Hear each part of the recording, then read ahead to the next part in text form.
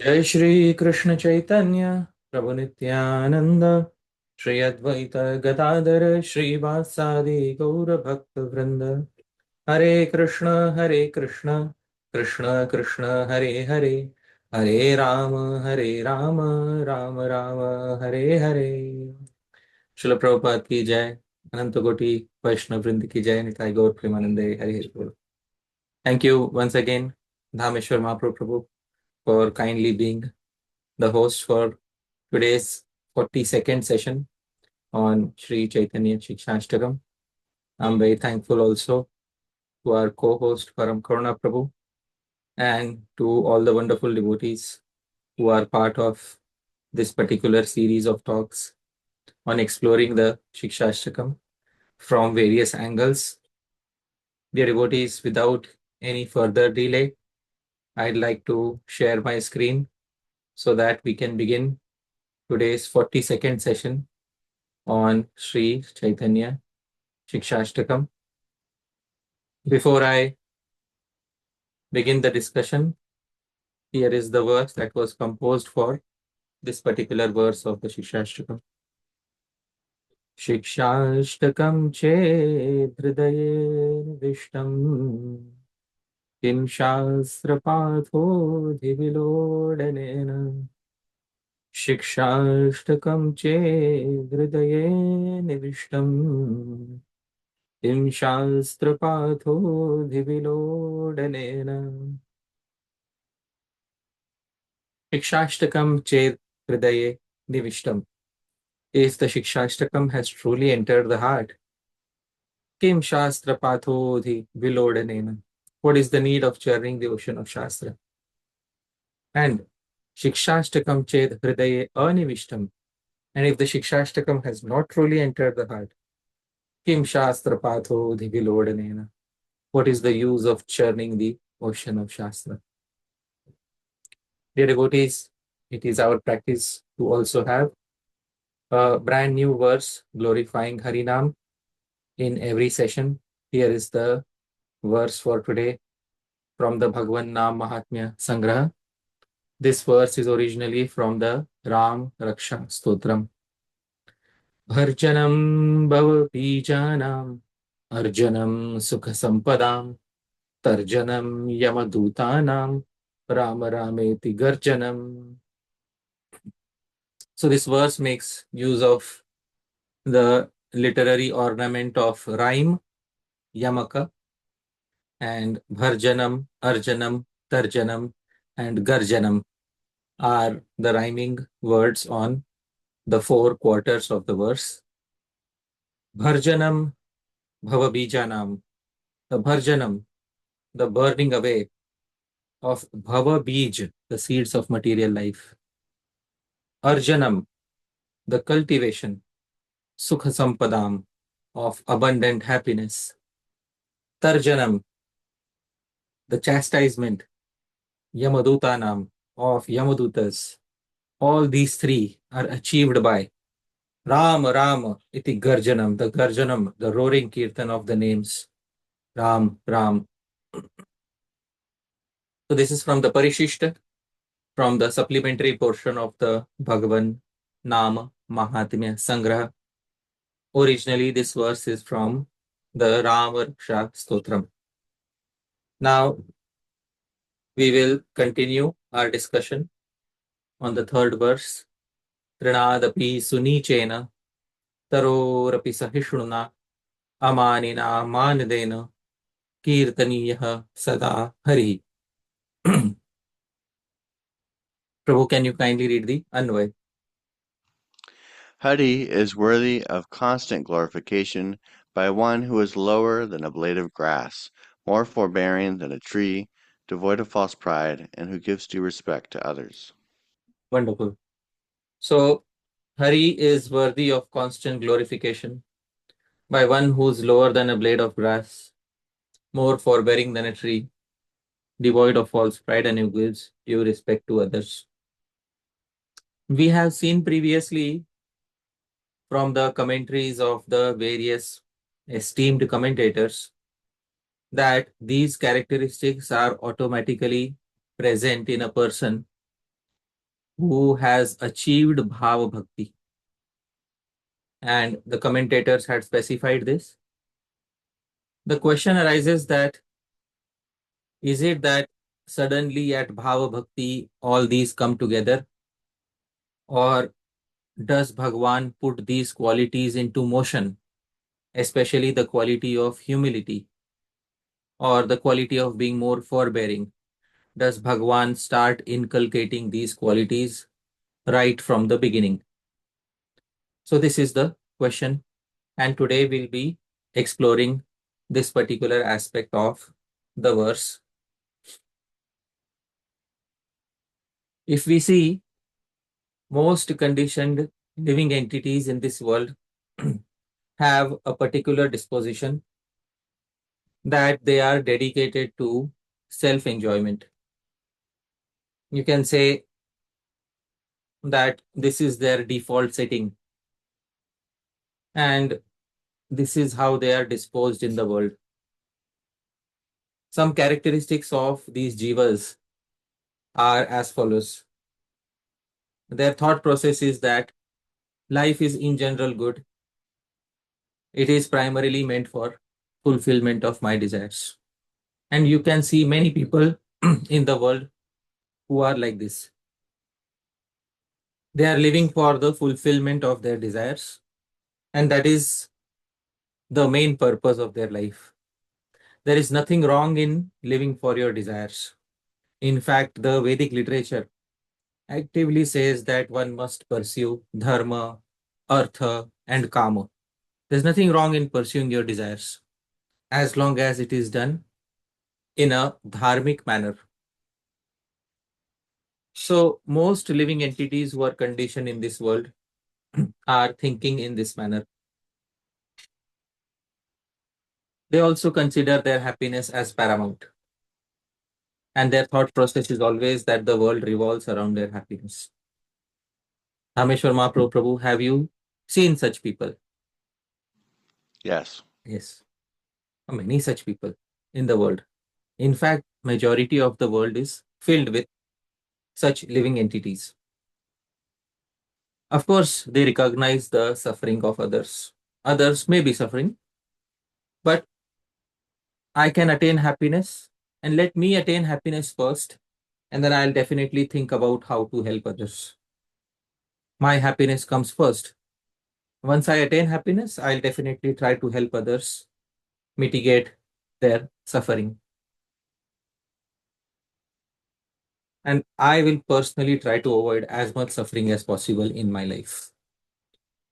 These form the thought process of a person who is conditioned in this world, dedicated to their happiness.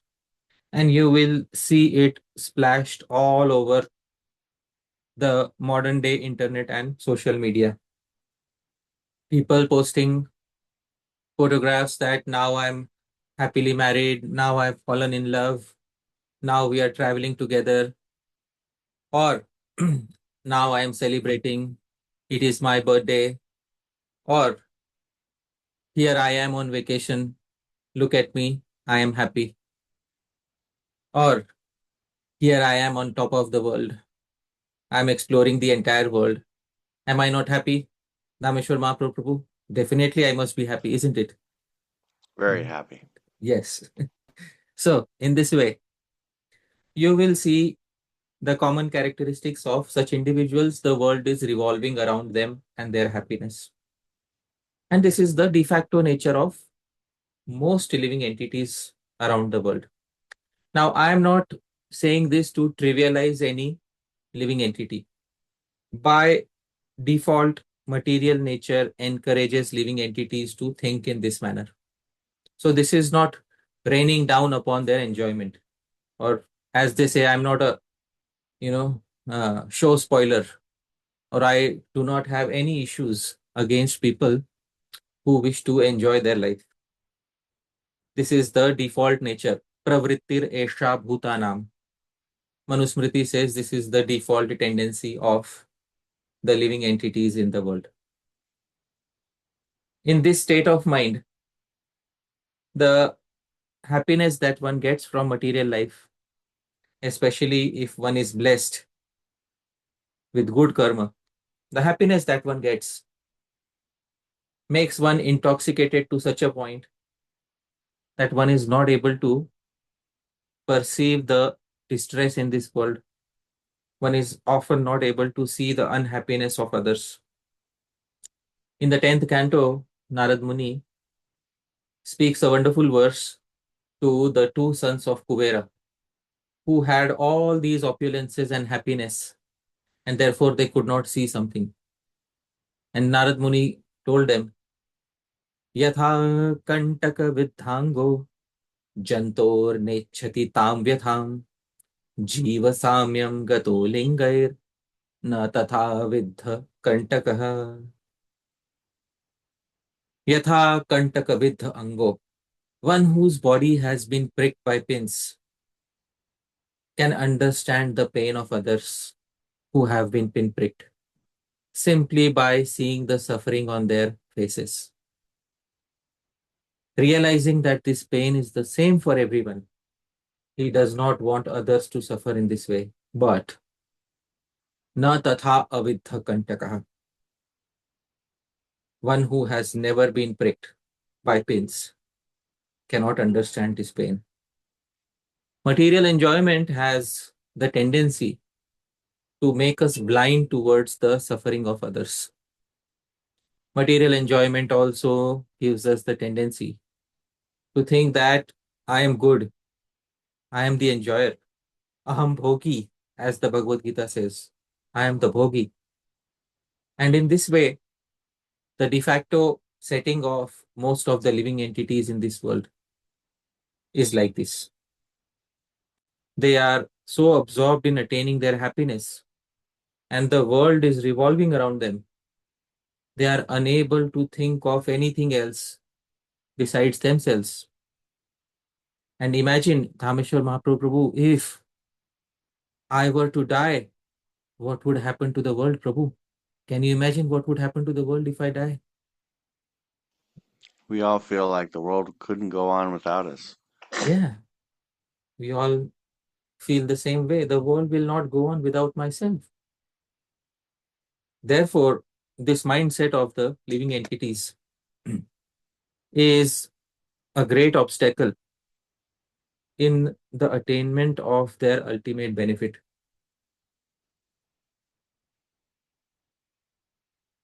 Amongst these living entities, there are a few fortunate ones who experience dukkha, pain.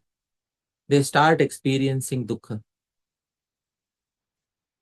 And it is this dukkha, it is this pain which slightly starts turning their inclinations in the other direction. Gradually, the knob flips to the second setting where they come across some important or some major distress in their life. This distress is significant enough to disturb their usual course of thinking that I am enjoying in the world.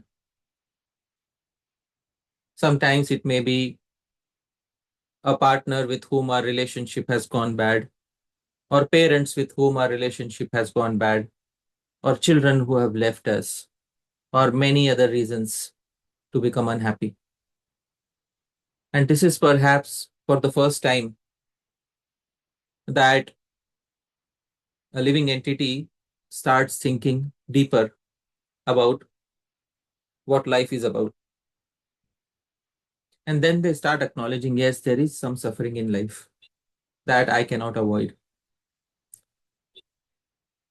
Many such people take to spiritual life, especially to the path of bhakti, the most popular form of yoga around the world.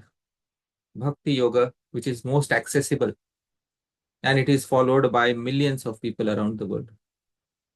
They take to bhakti and they think my distress is significant, but it's not so much. that I stop enjoying my life. Come on. There are still ways and techniques to get rid of suffering. And once I get rid of my suffering, I'll be happy again. And anyways, I am now executing bhakti. Definitely Bhagwan will reduce my suffering. And therefore, their world is still revolving around their personal happiness. But after some time, they start asking, although I am executing the path of Bhakti Yoga, the process of Bhakti Yoga, why am I suffering in the world? And this question drives them to seek answers. And these fortunate individuals, they get answers from Shastra. And they realize that it is something which they have done in the past, which is causing them some trouble today. Because in the past, when they understand, when they were fully intoxicated in material happiness, they did some things either in this life or previous lives, which has caused them some suffering today. In the fourth canto of the Bhagavatam, Mother Suniti tells her son Dhruva Maharaj, Bhungte janoyat paradukhadastat. Anyone who inflicts pain upon others suffers himself from that pain. Dhruva was mentally thinking negatively of his mother Suruchi. And therefore, Suniti told him, don't even mentally think negatively of anyone, because anyone who inflicts pain upon others is bound to suffer the same quantity of pain themselves. And this principle is the principle that we have discussed in great detail last time, the principle of karma and karma phala. We've also seen how this is the most justified system of running the world. There is no other system which gives greater justice to all the living entities in the world as compared to the system of karma. We saw from the Vedanta Sutra commentary of Srila Baldev Vidyabhushan last time, where he also gave an opportunity to everyone to think, what if Bhagwan does not give rewards and punishments according to karma? Would we like to live in such a world? And the answer was no.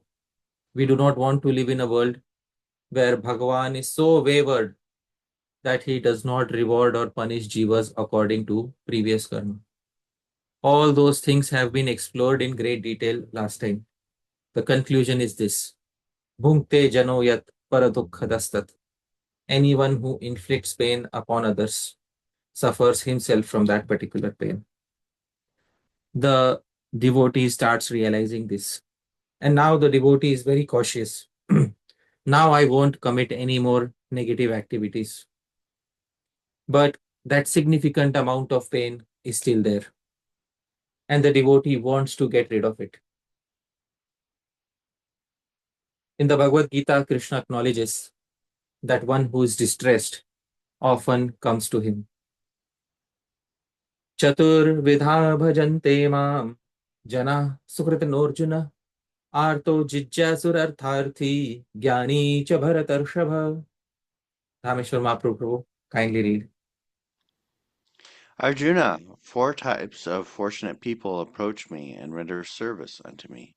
1. The distressed. 2. The inquisitive. 3. Those desirous of wealth. And 4. The jnani. The devotees out of these four, the most prominent one are the distressed and those who desire some material comfort. These are the most prominent ones who come to Bhagavan. Yes, there are some inquisitive ones, and there is the rare Jnani who is carrying impressions from previous lives.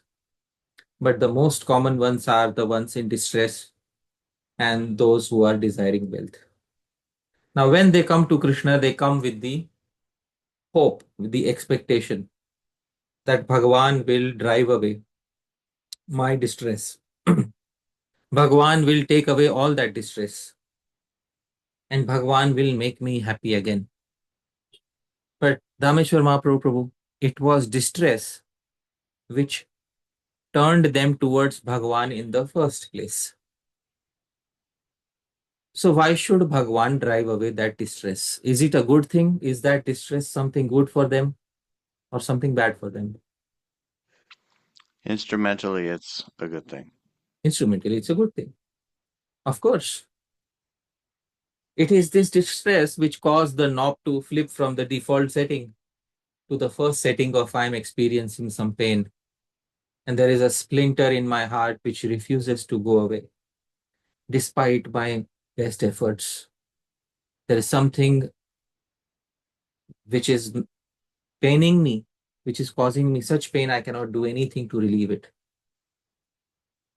And it is very good that because of this distress, this person finally turned to Bhagavan. And now that person is expecting Bhagavan to drive away that particular distress. Sri Shukadeva Goswami says in the Bhagavatam, if this person would have approached any other devata, any other deity, that deity would perhaps have given him faster results. But now that he has approached Bhagavan, the results won't come so soon. Sri Shukadeva Goswami says, Sadyah Shapa Prasadonga Shivo Brahmana Chachyutah.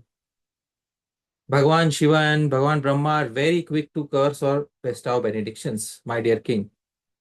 But the infallible Supreme Lord is not. Śrī Kṛṣṇa doesn't easily curse somebody. Śrī Kṛṣṇa doesn't easily give them material facilities. Lord Shiva and Lord Brahma may give very easily these benedictions. But Śrī Kṛṣṇa doesn't easily give benedictions or curses, especially benedictions.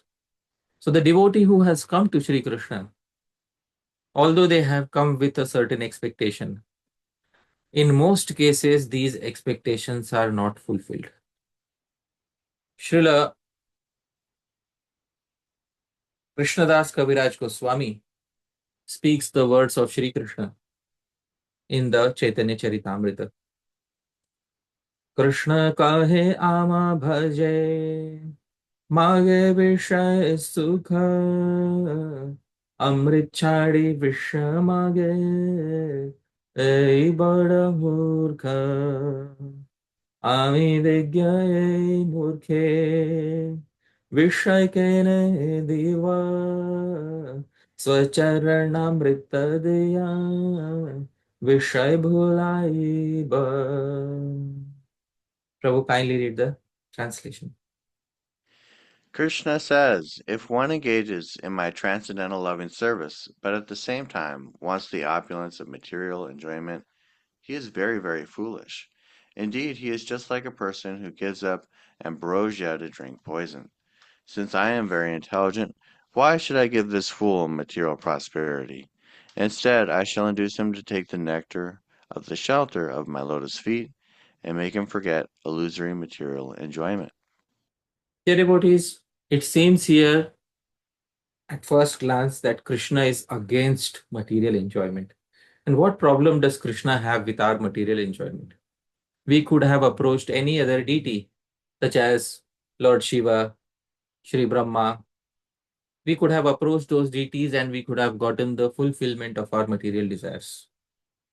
But Shri Krishna, he is saying that anybody who approaches him with the desire that they will be given material enjoyment and their suffering will be taken away, that person is very, very foolish. What is the reason? The reason, dear devotees, is that every enjoyment, and I have specified this previously according to the Yoga Sutras of Muni Patanjali, every enjoyment generates what is known as samskar dukh, the unhappiness of a positive samskar. Every happiness that we enjoy creates a positive impression, a further expectation that the enjoyment should keep coming back again and again to me. And this never ends.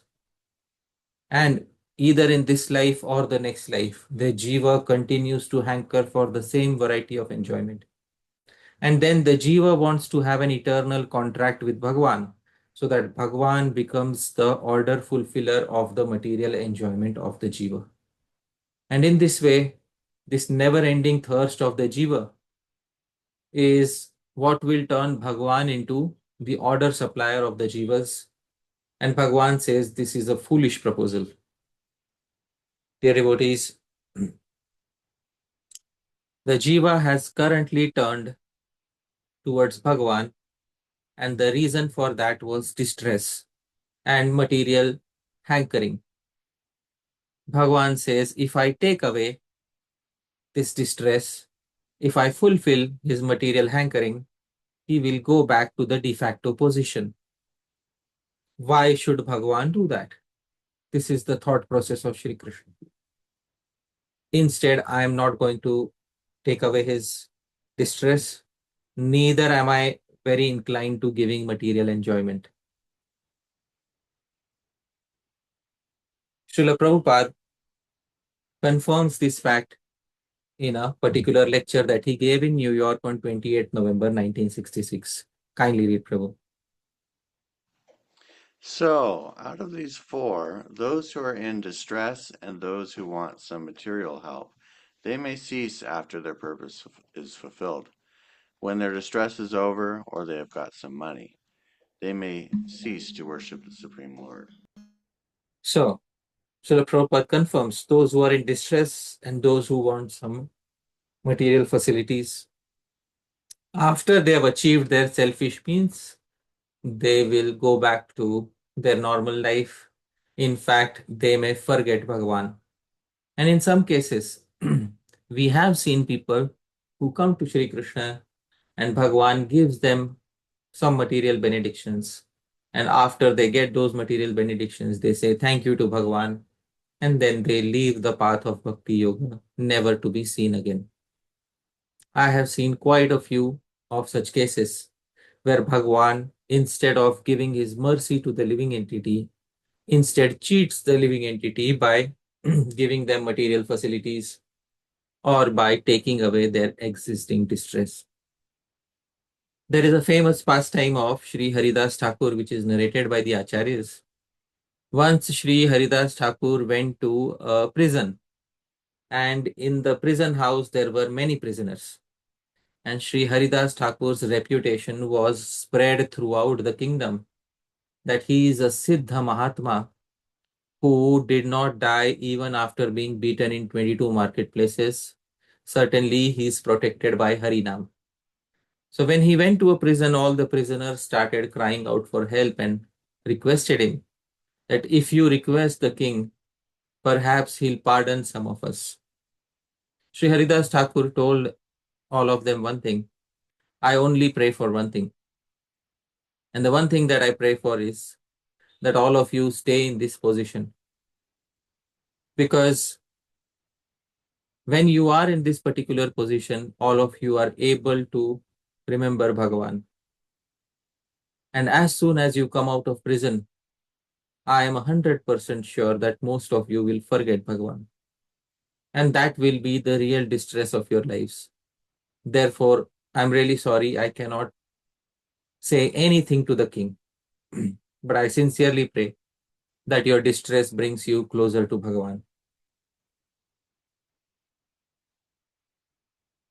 Dear devotees, Sri Rupa Goswami also confirms Tatra Gītādiṣu Uktānaṁ Caturnaṁ Adhikariणाṁ Madhye Yasmin Bhagavatah Kripa Syat Tat Priyasya Va Sakshīna Tat Tat Bhāvah Syat Chuddha Bhakti Adhikaravan. Tatra Gītādiṣu Uktānaṁ Caturnaṁ Adhikariणाṁ. Among the four types of eligible devotees mentioned in the Bhagavad Gita, especially those who are distressed and those who want money, Madhye Yasmin Bhagavatah Kripa Syat, the fortunate one upon whom the mercy of Bhagavan Tat Priyasyava or his dear devotee descends. What happens to such a devotee? Do their desires get fulfilled? No. Sakshina tattad bhava syat, becomes devoid of his respective selfish material tendency, and Shuddha Bhakti Adhikarvan, and thus becomes eligible for Shuddha Bhakti. If Bhagavan is merciful, if some representative of Bhagavan is merciful, then they will not take away that particular distress. In fact, Bhagavan wants the devotee to advance further, and therefore Bhagavan has a specific plan for the devotee upon whom his kripa, his mercy, is about to descend. Dear devotees, in the case of a few more fortunate ones, the knob flips to the third setting where a major suffering arrives in their life. And now, dear devotees, such an individual starts feeling that there is a major suffering in my life.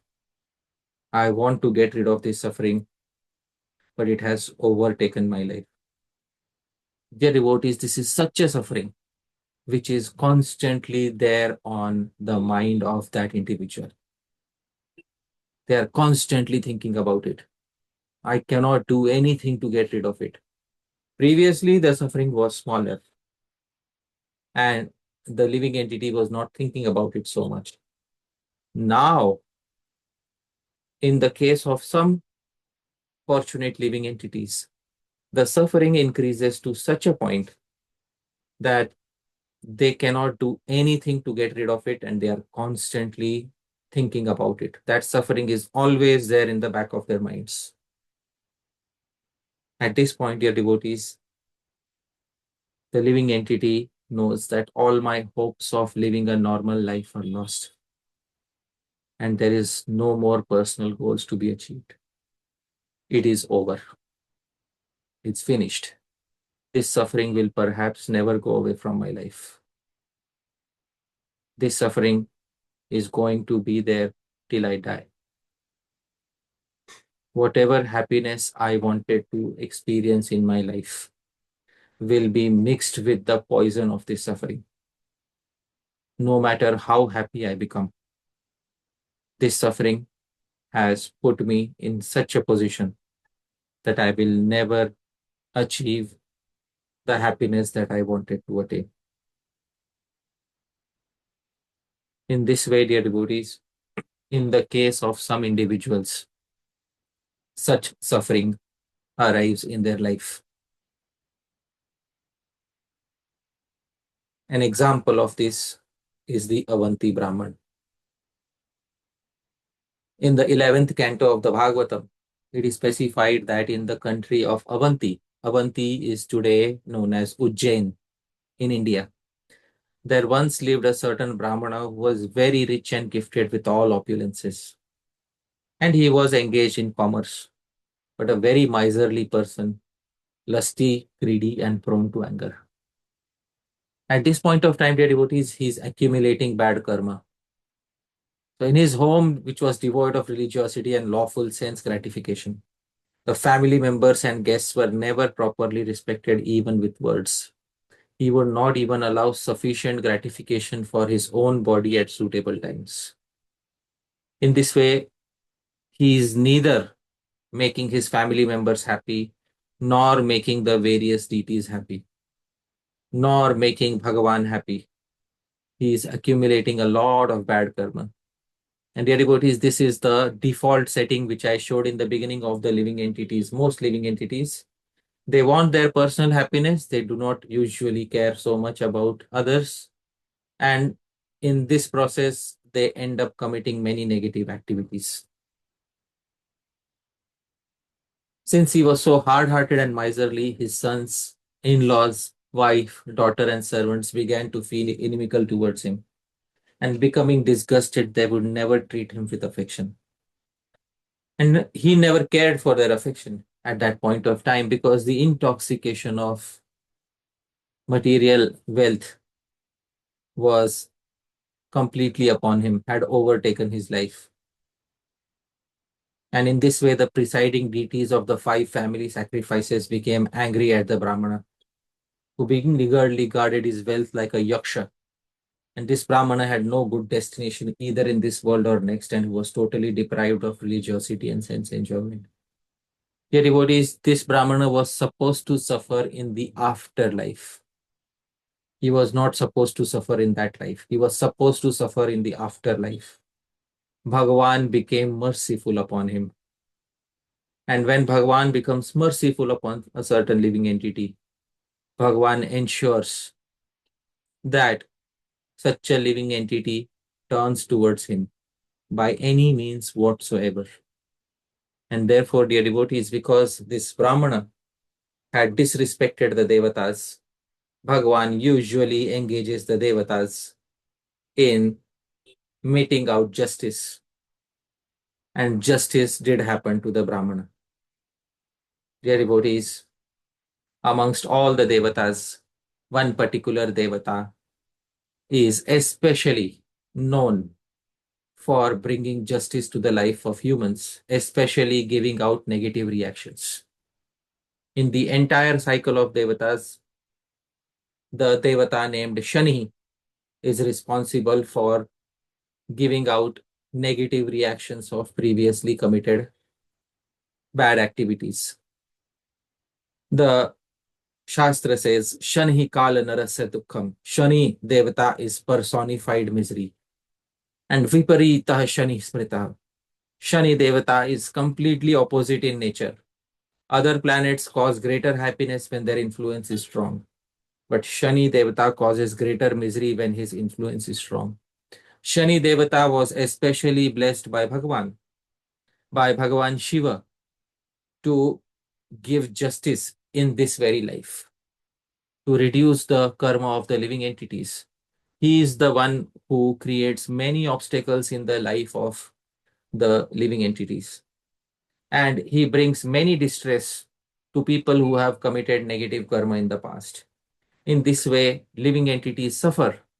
And when they suffer, justice is ensured in this world. He is the agent of Bhagavan who metes out justice. According to Shastra, dear devotees, the Devatas became angry upon him. And the Bhagavatam says, by his neglect of those Devatas, demigods, he depleted his stock of piety and all his wealth.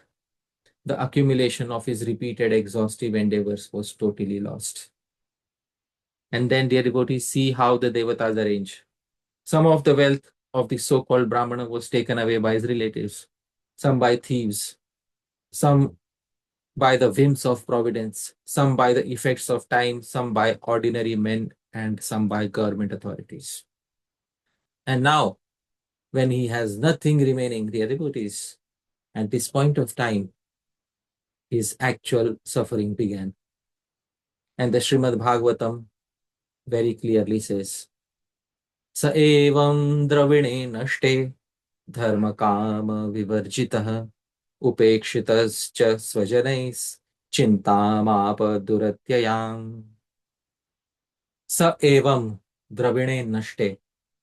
Finally, when his property was completely lost, dharma kama vivarjitah, he who never engaged in dharma, religiosity, or kama, sense enjoyment, upekshitascha svajanai, became completely ignored by his family members. Chintam apa duratyayam. Thus, he began to feel unbearable anxiety. Why is this happening to me? What did I do? Can I do anything to get rid of it? Is there anything in the world that I can do to get rid of my suffering? At this point of time, no matter what he does, the suffering is not going to go away. No matter how many efforts he puts, it is not going to go away, because Bhagavan himself has ensured that this person should experience unbearable anxiety. And when Bhagavan has decided, then nobody can do anything against it. All the deities will be disposed against such a person. And he began to feel unbearable anxiety. I don't know, dear devotees, how many of us have experienced this in life. But there comes a time in the life of certain fortunate individuals when the anxiety is so great that at each and every moment, it is like a splinter in the heart that keeps paining, and there is no way to get rid of it. And this is the position that this Brahmana ended up in by his own previous karma. Well, he was supposed to get the reactions in next life, but Bhagavan speeded it up. In this very life, he started getting it. Dhameshwar Mahaprabhu Prabhu, according to his previous behavior, does he deserve this fate? Yes. Yes, he deserves this fate very much. But instead of giving him birth in a poor family in the next life, in a family where he's exploited and tortured, Bhagwan decided to give it all out in that very life. And the Brahmana began suffering so much that 24 hours a day, it is on his mind. Now he cannot think of, oh, where is my enjoyment? My enjoyment is most prominent. Now there is no opportunity to think of these things. All of those things were back then when he had material prosperity. Now there is no chance of thinking in that manner. Most of the time is now spent on just surviving on a daily basis, with each and everyone humiliating and insulting. All prestige in society is lost. There is nothing to look forward to in life. Everything has failed.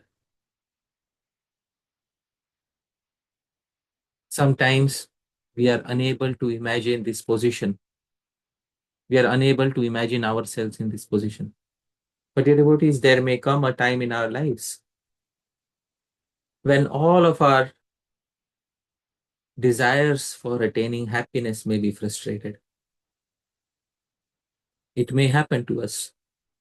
And when that happens, dear devotees, we may be in the very situation that this Avanti Brahmana is in.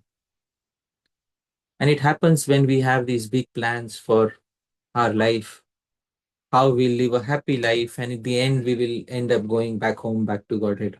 We have this, this ideal image in our heart where we'll enjoy in this world, and in the next world also we'll enjoy with Bhagavan, and no suffering will come between us. And then suddenly some suffering arrives, which is of such great magnitude that it takes up all of our time, and we are constantly feeling this unbearable anxiety. This, dear devotees, is when the living entity finally begins to get detached from thinking of his own happiness. Previously, the living entity was constantly thinking of his or her own happiness. The world revolved around him. This is when the world stops revolving around him. This is when the world comes crashing down. This is when the living entity is forced to reconsider everything in life. This is when the very purpose of existence is brought into question. Suffering that changes us completely as a human being. That sort of a suffering, if it comes in the life of a fortunate individual, and if Bhagwan Bhagwan gives that individual the required intelligence to understand. Devotees, there is no greater fortune than this.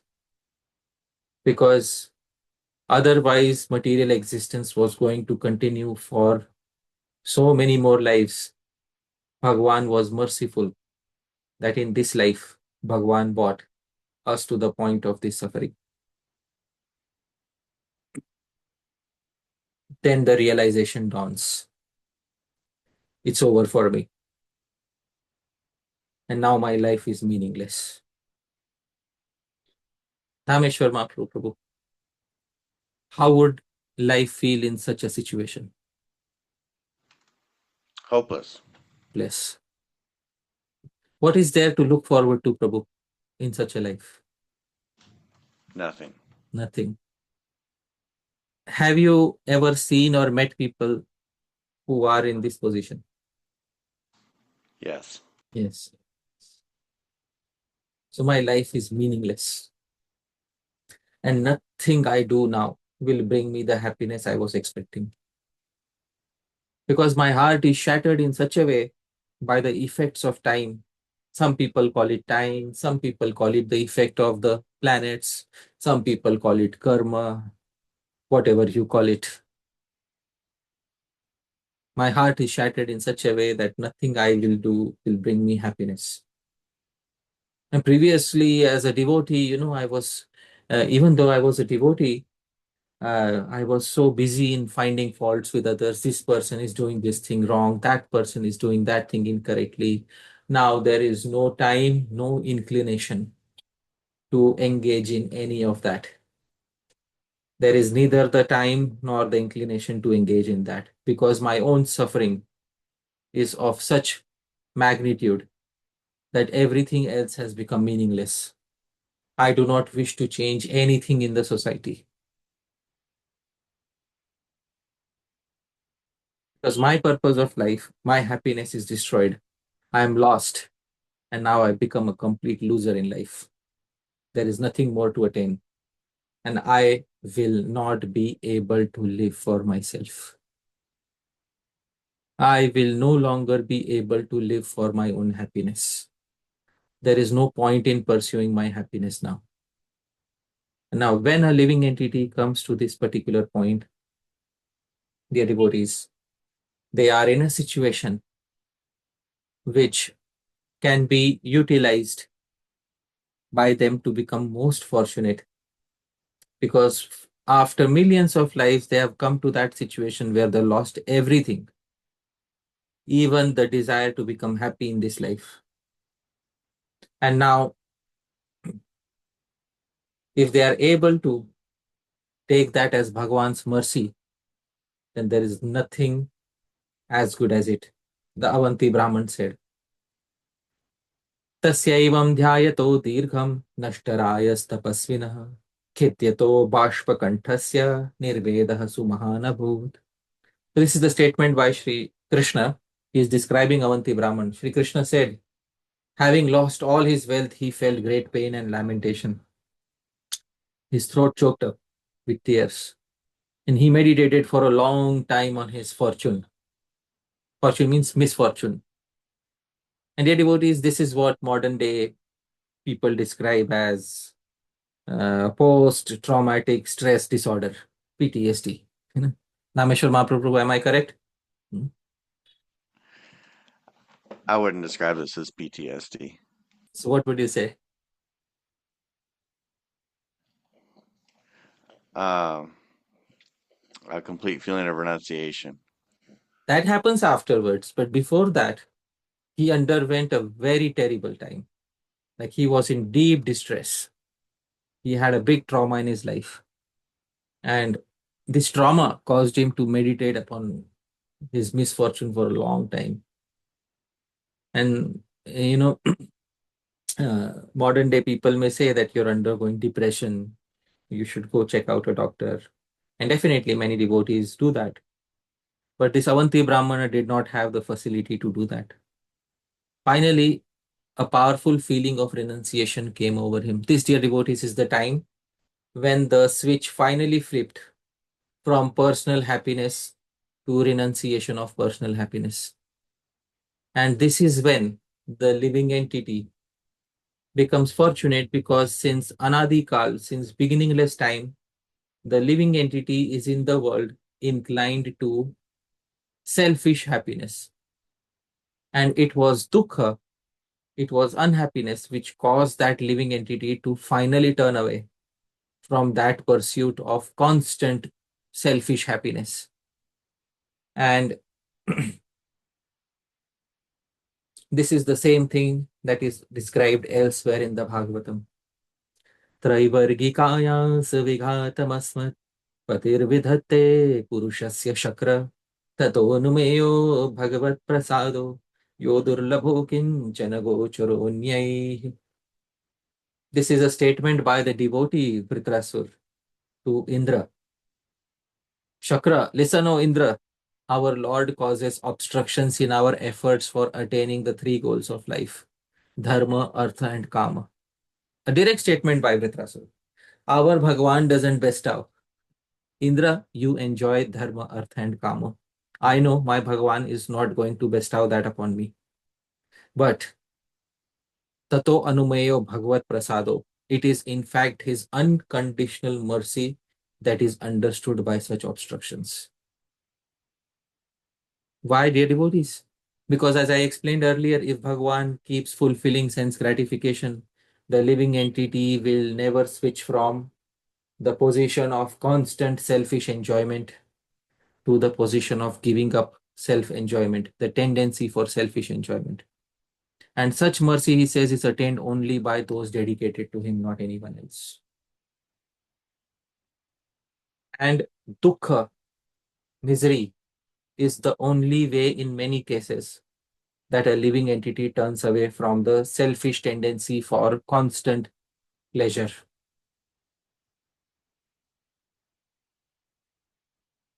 The Avanti Brahman then came to that realization. Nunam me bhagavan stushtaha sarvadeva mayo harihi yena nito dashametam nirvedas chatmanah plavaha. Nunam me bhagavan stushtaha, the Supreme Personality of Godhead, Lord Hari, who contains within himself all the devatas, must be satisfied with me. Indeed, he has brought me to this suffering condition and forced me to experience detachment. And this detachment is the boat to carry me over this ocean of material life. It is Bhagavan who caused my switch to flip from personal enjoyment to detachment from personal enjoyment. And Bhagavan must have been pleased with me. Otherwise, he would never have brought me to this position of suffering. Indeed, I am most fortunate that Bhagavan, after millions of lives, I took shelter of Bhagavan, and Bhagavan brought me to that position which most other living entities will never come to. Dear devotees, from this position, Avanti Brahmana came to this particular position. And this happened because of the suffering that Bhagavan had arranged for him. Now, tṛṇād sunīcena, taror sahiṣṇunā, amāninā mānadena, kīrtanīyaḥ sadā hariḥ. How easy it is now. tṛṇād sunīcena, for the Avanti Brahman, who is now a beggar on the street. tṛṇād sunīcena, everything is lost in life. There's nothing to look forward to. There is no material goal to attain. Taror sahiṣṇunā. And I must tolerate all the negativities that people cast towards me. Amāninā, I cannot get angry or I cannot expect any respect. Mānadena, in fact, I must give respect to all those, especially to those whom I have hurt in the past. Kīrtanīyaḥ sadā hariḥ. This, dear devotees, is the best position to perform sadā hariḥ kirtan, constant kirtan of Bhagavan.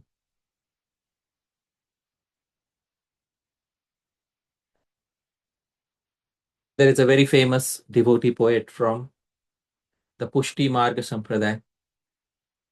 His name is Śrī Sūradāsa. He's one of the Ashtachhāp Kavis in the tradition. And he wrote a very wonderful poem, which I title as Harinam for the Complete Loser.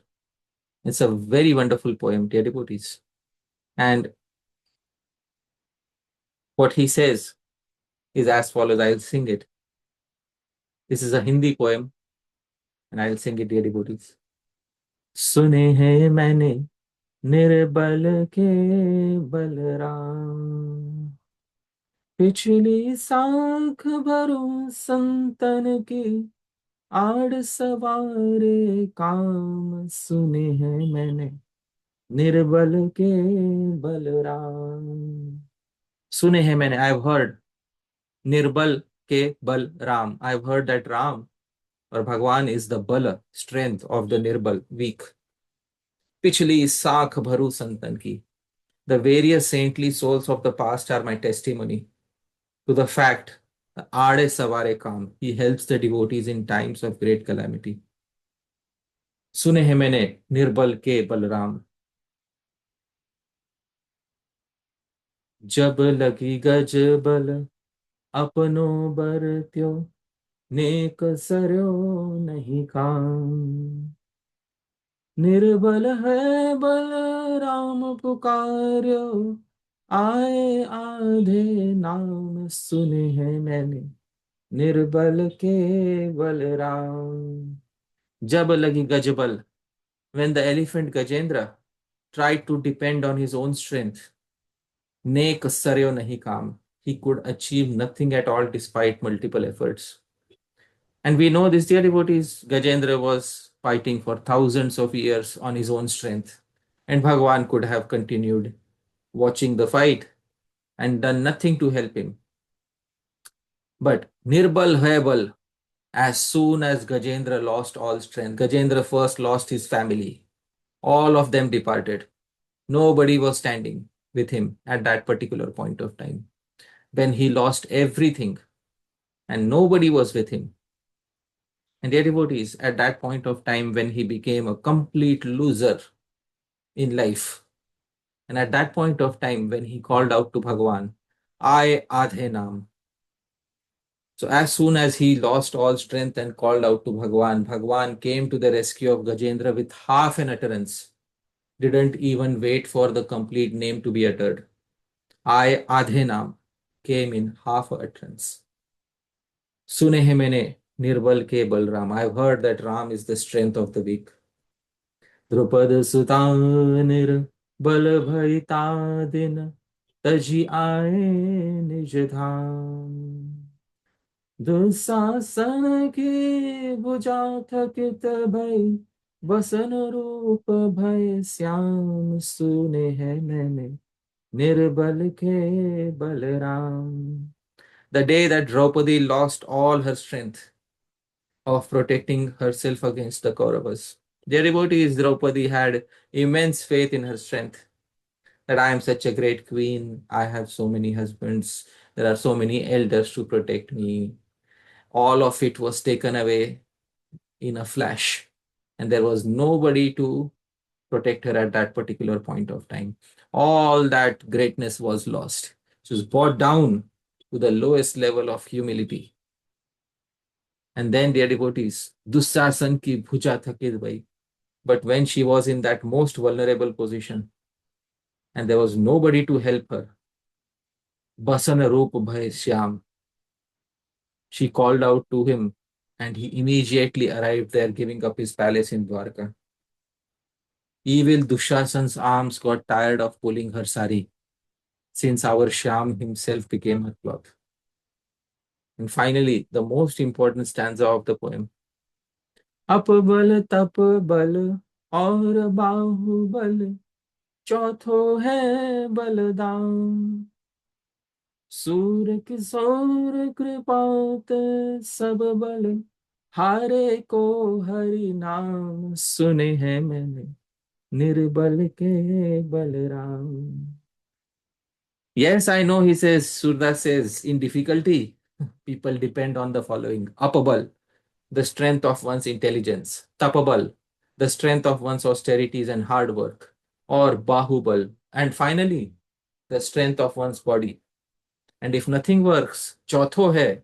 Besides this, the fourth and most important strength is dam, money. Surdas says, Kishore Kripate, if Bhagwan is very merciful by the great mercy of Krishna, Sab bal hare, if one all loses all these strengths, usko harinam, that complete loser is most eligible to utter harinam, dear devotees. And this is the position tṛṇād sunīcena. In the lives of very few people, Bhagavan gives the opportunity to come to this position. This position cannot be appreciated by 99.99% of the people in this world. It cannot be appreciated. The reason is because nobody wants to be humiliated in the world. Nobody wants their switch to flip from personal enjoyment to a position where you are forced to give up personal enjoyment. Nobody wants to be in that precarious position. But if Bhagavan is merciful, Bhagavan may put a fortunate devotee in that position. And when Bhagavan puts a fortunate devotee in that position, Bhagavan also gives the intelligence. Dadami buddhi yogam tam. I will give him the intelligence, yena mam upayanti te, by which they will attain me even in this situation. And when the devotee understands finally that it was Bhagavan's arrangement, now the devotee is completely cleansed of any desire to attain selfish happiness in this world. Dear devotees, big mercy of Bhagavan. The devotee was brought to this point. Big mercy. Sometimes tṛṇād sunīcena is ensured by Bhagavan. This is the entire point of saying this. Bhagavan ensures tṛṇād sunīcena. And when Bhagavan ensures, that is his great mercy. In the lives of most individuals, Bhagavan does not ensure. They have to associate with a sadhu and ensure that they get tṛṇād sunīcena.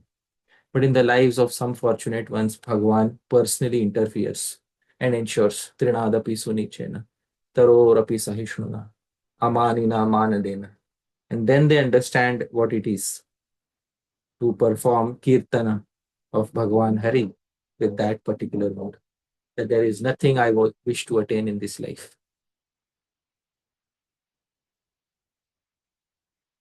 Shri Vishwanath Chakravarti Thakur tells us, Pita yatha swaputram samaye samaye dugdham nimbarasam chakrapayaiva payayati ashlishya chumbati panitalena praharati chetyevam mama hitahitam putrasya piteva mat prabhureva janati natvaham.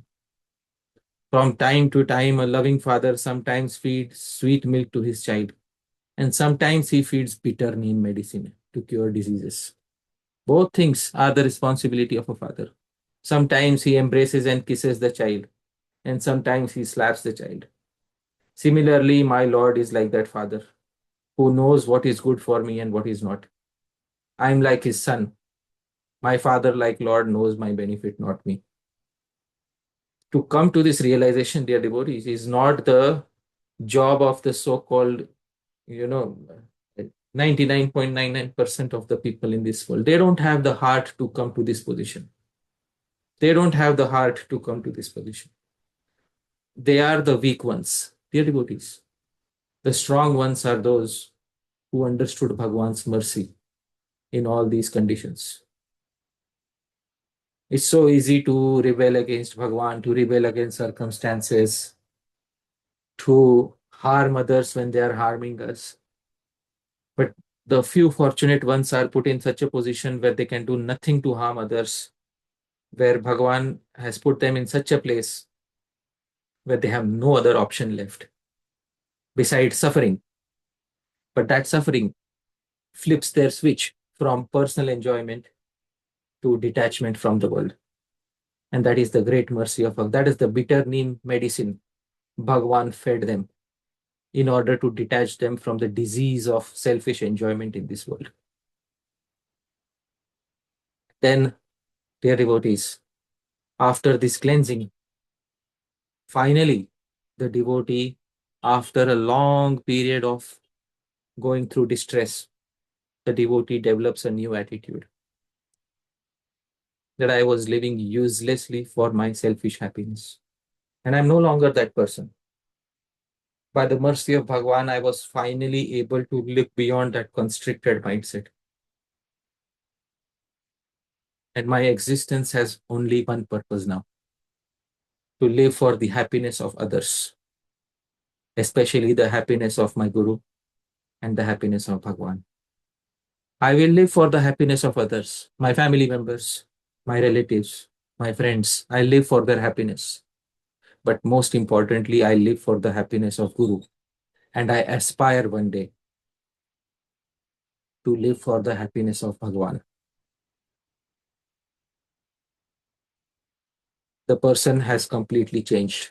Suffering turned him into a completely different person. Now, this is not the same person who was foolishly thinking that I will become happy in this world. He no longer has that childish desire. He no longer has the desire that society will praise me when they see me progressing materially, or society will be happy when I attain success in my examinations, success in my job, success in my wealth, success in my relationships. He doesn't look forward to anything. It's all over. It was all frustrated by the arrangement of Bhagwan. And finally, by the mercy of Bhagwan, such a person was able to look beyond that constricted mindset that the world doesn't revolve around me and the world should not revolve around me. I will live for others now. I will not live for myself. And after this happens, dear devotees, Sri Vishwanath Chakravarti Thakur says the pain subsides. Nati Vaklishan. Such a devotee does not experience much anxiety now. That anxiety is gone in the past. Now he is becoming peaceful. Now he is becoming peaceful. That anxiety that he had to take, that bitter neem juice that he had to experience, that he has already drunk. The effect is that he is being cleansed within the heart. Not much anxiety. Yes, painful memories of the past remain, but time heals all wounds. And gradually, he is coming to a point where he doesn't experience much anxiety. Now, dear devotees, such a person has genuine humility. In the Bṛhad-bhāgavatāmṛtam, Shri Sanatan Goswami describes, Yena sadharana shakta dhamma buddhi sadatmani sarvotkarshan vitepesya pudhaistad dainyamishyate. Dainyamishyate. Genuine humility is defined by the learned souls as the mindset of thinking of oneself as completely fallen and incapable, despite being endowed with the greatest good qualities. How can this be, dear devotees? If somebody has the greatest good qualities, how can they feel themselves to be fallen and incapable? Just think of the Avanti Brahmana. People would say, oh, you are a learned Brahmana. Oh, you know so much Shastra. What's the use of being a learned Brahmana and knowing so much Shastra? My purpose in life was frustrated. I am the lowest of them all. Dear devotees, Sri Sanatan Goswami is an Acharya and he is a Nitya Siddha associate of Bhagwan. But Sri Sanatan Goswami also, when he came to Jagannath Puri, frankly speaking, he had come with the intention of committing suicide. Sri Sanatan Goswami had come to Jagannath Puri with the intention of crushing himself under the wheels of the chariot of Bhagwan Jagannath. This is the desire with which Sri Sanatan Goswami had come to Jagannath Puri. And when Śrī Caitanya Mahaprabhu embraced him, Sri Sanatan Goswami said, Bhagwan, please do not embrace me because there are so many sins within myself and there are so many sores on my body. I do not wish that you should come in contact with any of them. Sri Sanatan Goswami was the most learned manager of the mint, of the money-making machinery of Nawab Hussain Shah. But that itself caused such distress to him. On top of that, he was imprisoned. On top of that, he had to run away from this kingdom, from his imprisonment. On top of that, his own personal servant tried to murder him when he was traveling to Jagannath Puri. When he came to Jagannath Puri, he had only one intention left with him. I want to kill myself under the cart, the chariot of Bhagwan Jagannath. This, dear devotees, is the same Sanatana Goswami who is writing this verse. Genuine humility is defined by the learned souls as the mindset of thinking of oneself as completely fallen and incapable, despite being endowed with the greatest good qualities. And why does one do that? Think of Sanatana Goswami. He has the greatest good qualities. But circumstances in life have turned out to be such that there is nothing remaining to attain. Nothing remaining to attain. Dear devotees, this is what is genuine humility. Not the fake pretension of bowing down in front of others and thinking within oneself, I am happy, aham karta, aham bhogi. That is not humility, dear devotees. Genuine humility comes in as a result of great good fortune of being beaten personally by Bhagavan. Dear devotees, it is not in the, this fortune is not available to many individuals. Hare ko Harinam, Harinam for the complete loser. That is what Śrī Sūradāsa said. Harinam for the complete loser.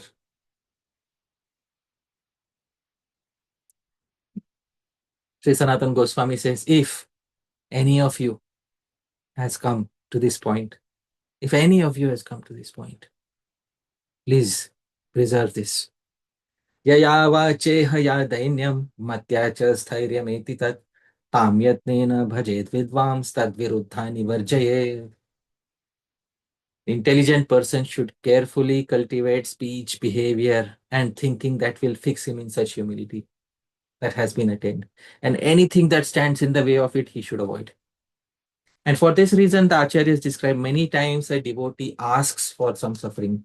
Many times a devotee purposefully stays within a situation where suffering will be present. Because that suffering keeps reminding that devotee that this position is very nice. It is a very nice position as compared to the position of being intoxicated by material happiness. Therefore, some devotees voluntarily choose to be in a position where there will be suffering. This, dear devotees, is the very reason why many individuals used to leave their homes and go to forests, because in the harsh environment of the forest, there will definitely be suffering. And when there will be suffering, dear devotees, there will be this position of humility. And anything that stands in the way of it, he should avoid. Dear devotees, when such an individual with this level of humility practices their bhajan under the guidance of a bona fide guru, finally they are able to attain the most important achievement, that now there is nothing for myself. I have immense prema for Śrī Kṛṣṇa and his dear associates. My happiness is in giving pleasure to them. At the same time, I am not a robot who rejects all happiness. I gladly accept whatever happiness comes to me as a result of this prema. It's not that I am anti-happiness now. I am against happiness now. But I am not living for my happiness. My happiness is in giving pleasure to Bhagavan, to Bhagavan's associates, to Shri Guru. I have understood my Jaiva Dharma. Finally, I understood my Jaiva Dharma.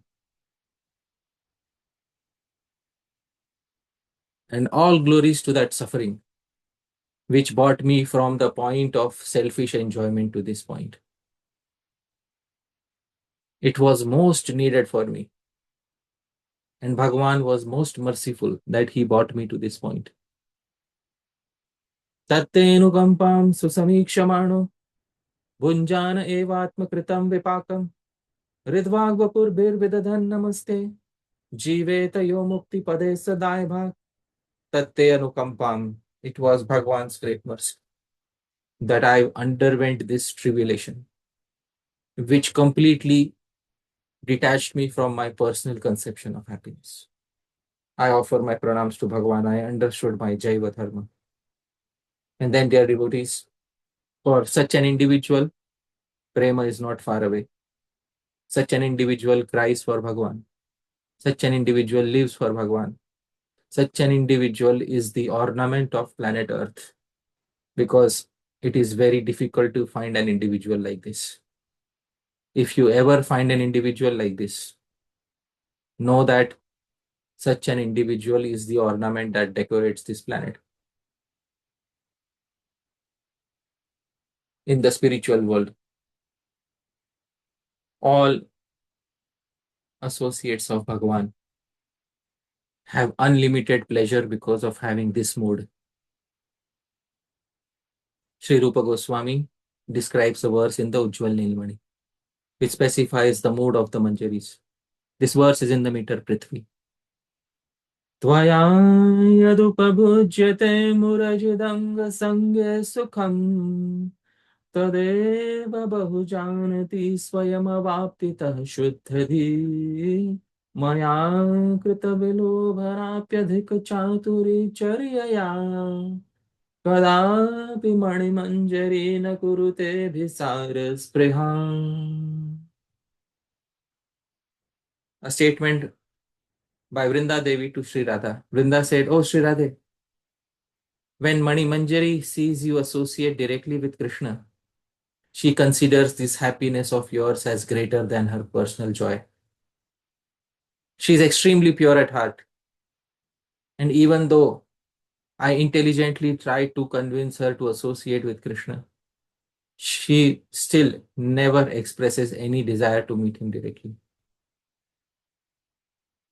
And this, dear devotees, is the selfless mode of the residents of the spiritual world, especially those who are the close associates of Sri Radha.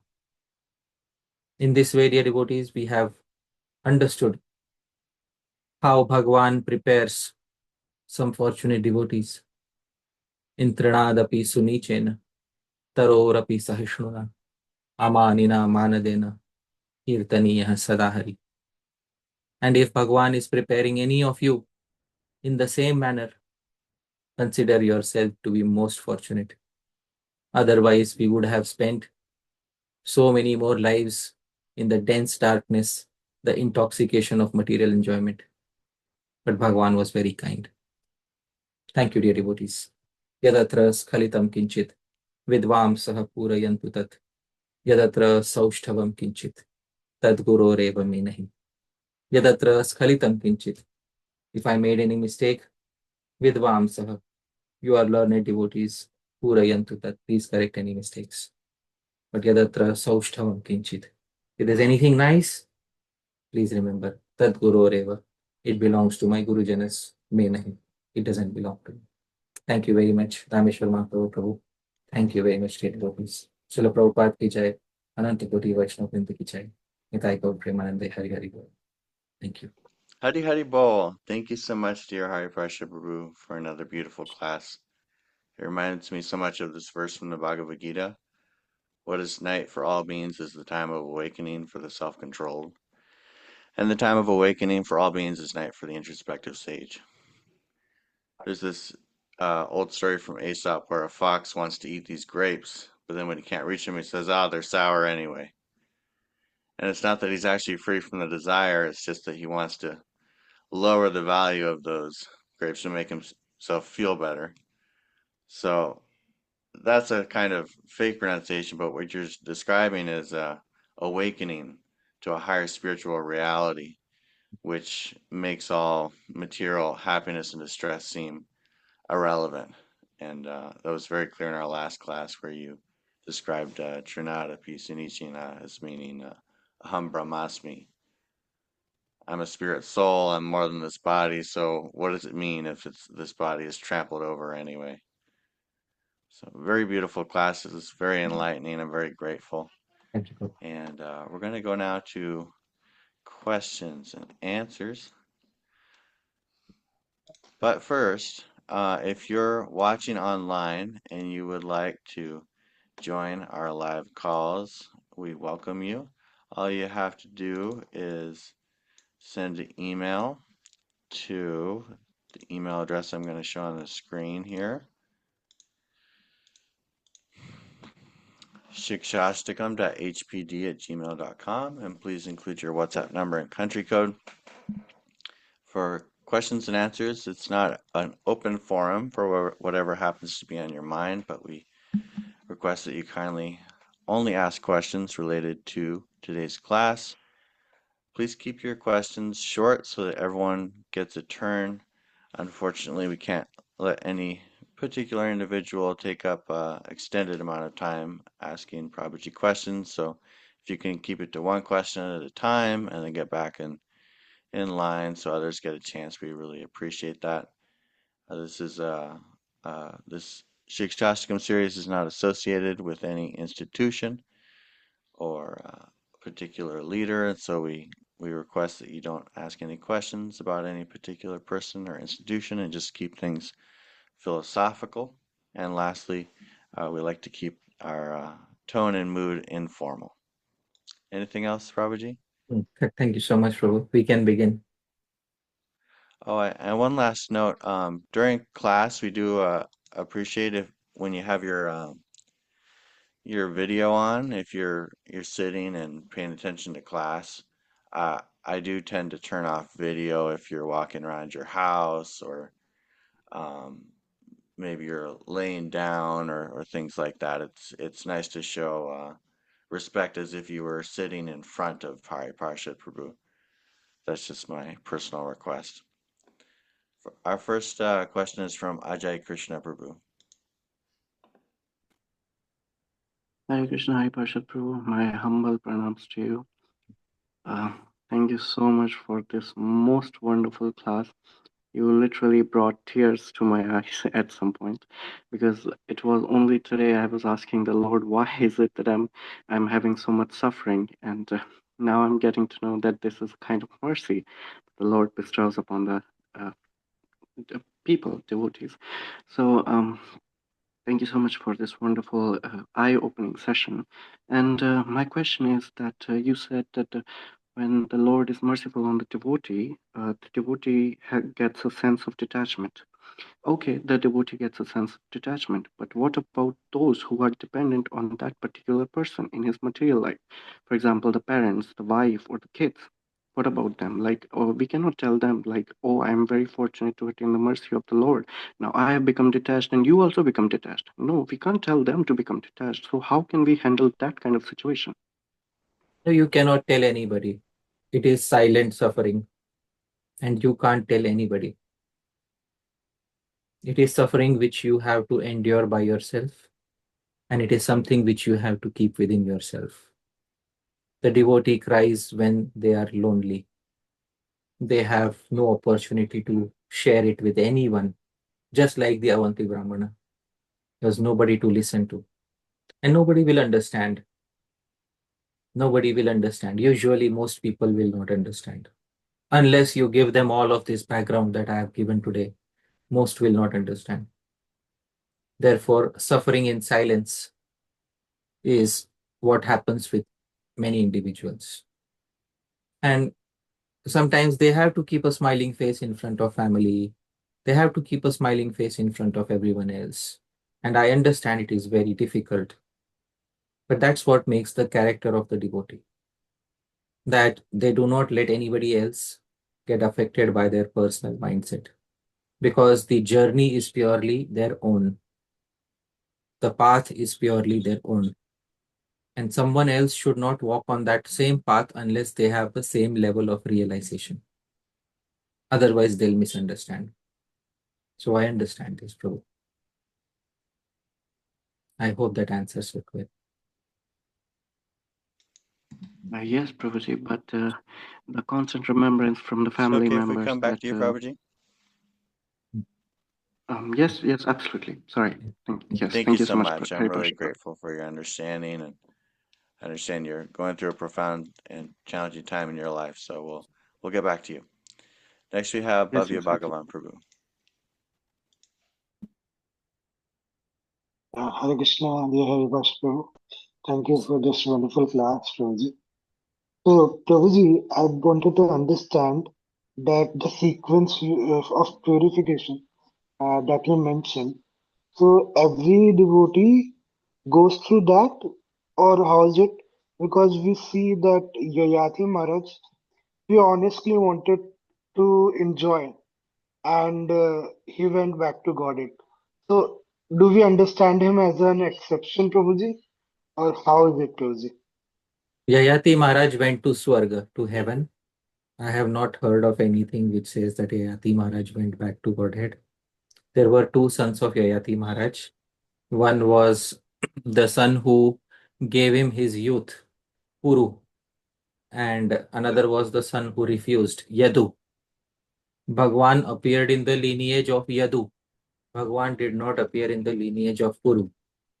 Bhagwan appeared in the lineage of the son who refused to fulfill Yayāti Mahārāja's desire. Bhagwan did not appear in the lineage of the son who agreed to Yayāti Mahārāja's desire. What is the reason? The commentators explained that Puru gave his youth to Yayāti Mahārāja, and with that youth, Yayāti Mahārāja enjoyed with his wife. So basically, he took the youth of his son and he used the youth of his own son to enjoy it with the mother of that son. And therefore, Bhagwan did not like this instance of Yayāti Mahārāja taking the youth of his own son and using that youthfulness of his own son to enjoy it with the mother of his son. So Bhagwan did not appear in Puru's dynasty. Bhagwan appeared in the dynasty of Yadu, who refused. Because Yadu Maharaj had that thought, he will take my youth and he will enjoy it with my own mother.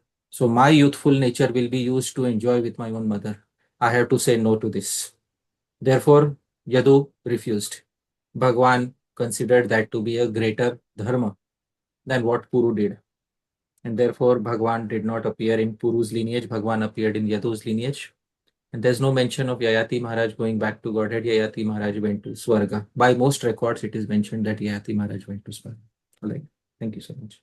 So, Prabhuji, the question was, is this a thumb rule, Prabhu, that every jiva goes through this? No. What you mentioned. No.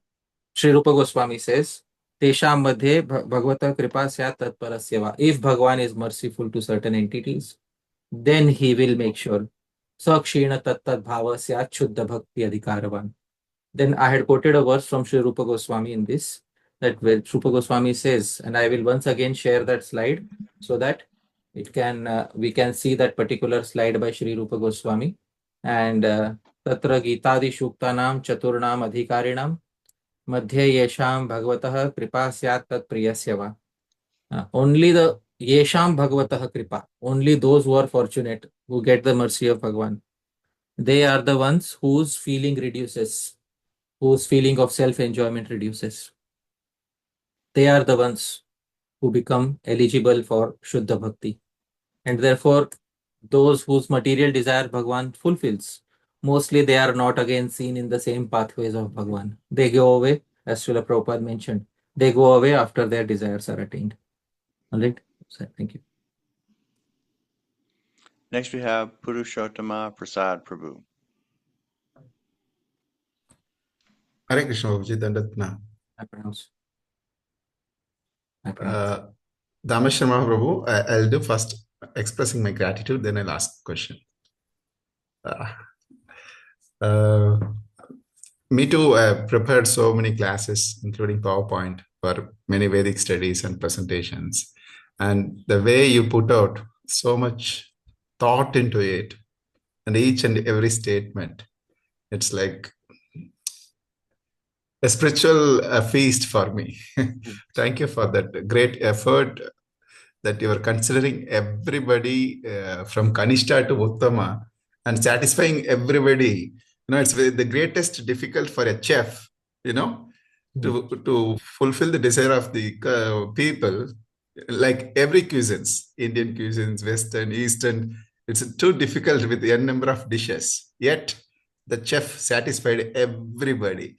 So it's very difficult task, but you have done that with, I don't know how to express my gratitude, Prabhuji, with so much thoughtfully you have put. And one statement that I have not found answer, even among the devotees for decades, you put it so easily.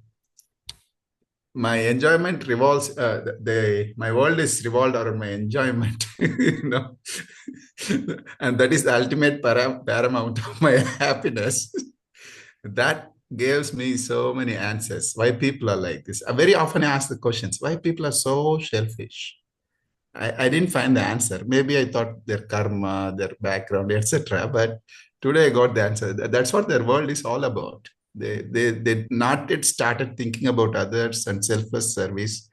And this service, that what you are doing is, it's like great acharyas following their footsteps. It's costless, and generation has to speak and learn from these lectures, Prabhu. So I'm indebted for you. Thank you so much. Your question? Yeah, coming to the question.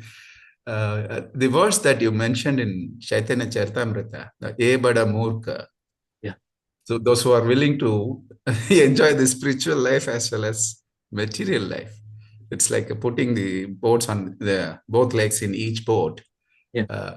But if you take the stories of Ambarīṣa Mahārāja, Parīkṣit Mahārāja, including Bharata Mahārāja, who gave up everything. So they had that understanding of detachment as well as serving the Lord.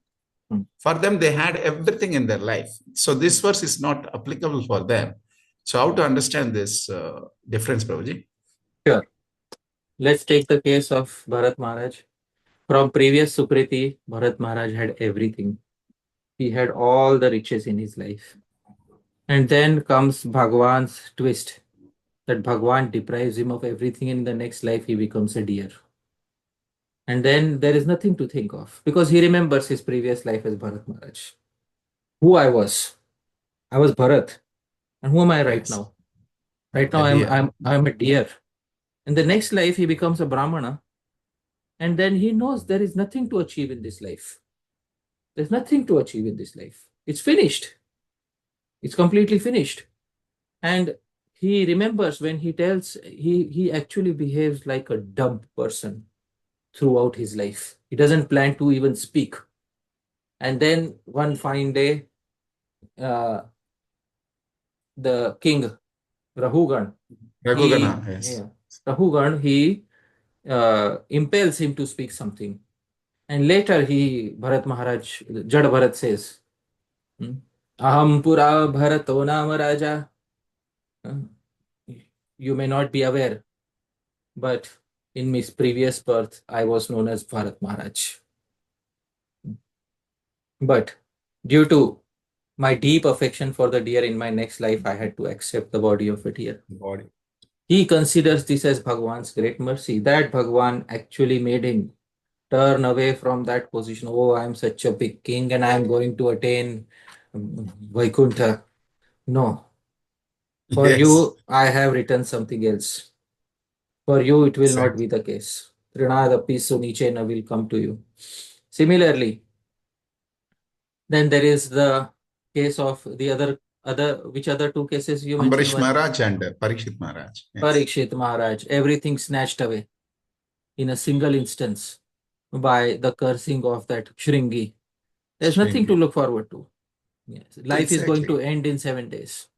So all these personalities have undergone these particular situations. Ambarīṣa Mahārāja, we do not see any such immediate case in his life where everything is taken away, but mostly in previous lives, some incident like this has been there. Narad Muni, previous life, everything taken away, purpose of life taken away at a very small age. No scope of enjoyment remaining, because his mother was his entire world. His mother was everything for him. He had the deepest affection for his mother. And what problem did Bhagwan have with his mother, that Bhagwan took away his mother from him? But Bhagwan had some other plan for him, and therefore Bhagwan made him go through such experiences. So with most of the devotees, you will see, if Bhagwan's kripa is there, when the final birth arrives, they will undergo such an experience. And then finally the switch will flip from my enjoyment to Bhagwan's enjoyment. And that's it. That was the essential change needed within the jiva. Right?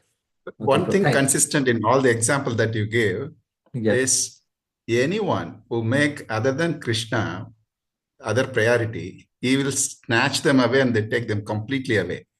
I must be your only priority, topmost priority. That is Bhagavan is not like that egomaniac, but Bhagavan is that I am merciful upon this person. I will take away his tendency for selfishness. That's all Bhagavan wants, right? It's not that Bhagavan is like that policeman, I'll punish you. That's not Bhagavan's nature. So let's not think of Bhagavan in that manner. Bhagavan is neither partial nor cruel, but Bhagavan is most merciful when he detaches a living entity from their innate selfish tendency for self-indulgence. That is Bhagavan's mercy. All right. Thank you so much, Prabhu. Thank you. Thank you. I have a question, Prabhuji. Sure. I was interested in the definition of humility Yeah. because the definition itself acknowledged that it's an inaccurate perception. Yeah. It said that you have all good qualities, but you think that you're unqualified. Right. So is this a conscious, just I guess I have to use the word distortion because it's not an accurate perception. Is it a conscious distortion, unconscious distortion? Is it strategic or is No, it it's based on fact. I'll give you an example, Prabhu. I just a few days ago, I saw a news report that there was a very famous actor who's now homeless on the streets. Now homeless on the streets in the United States, in the US. I just as casually, it just that news popped up that a famous actor in the United States is now homeless on the streets. And you may go to that actor and say, hey, you are one of the best and you have such good talent. And what will the actor say, Prabhu? I am very talented, but I'm not a movie star anymore. Yeah, but you were great. You have all that greatness. You have achieved all of it. Does it matter now? Okay, so you're saying it's an acknowledgement of one's helpless condition, despite whatever good qualities one might have, they're still dependent Wonderful. on God's grace. Wonderful. The crisis that has happened in life is big enough to completely override the good qualities that one has. Okay, so it's not a denial of whatever gifts one might have been given, Yeah. but just an acknowledgement of one's dependence Yeah. to And even have those qualities in the first place and for one's position as dependent. Okay, thank you so much, Prabhuji. I thank you. really appreciate it. Next we have Bhakti Sundari Mataji. Hare Krishna, Prabhuji. Please accept the most humble obeisances in your divine lotus feet, Prabhuji.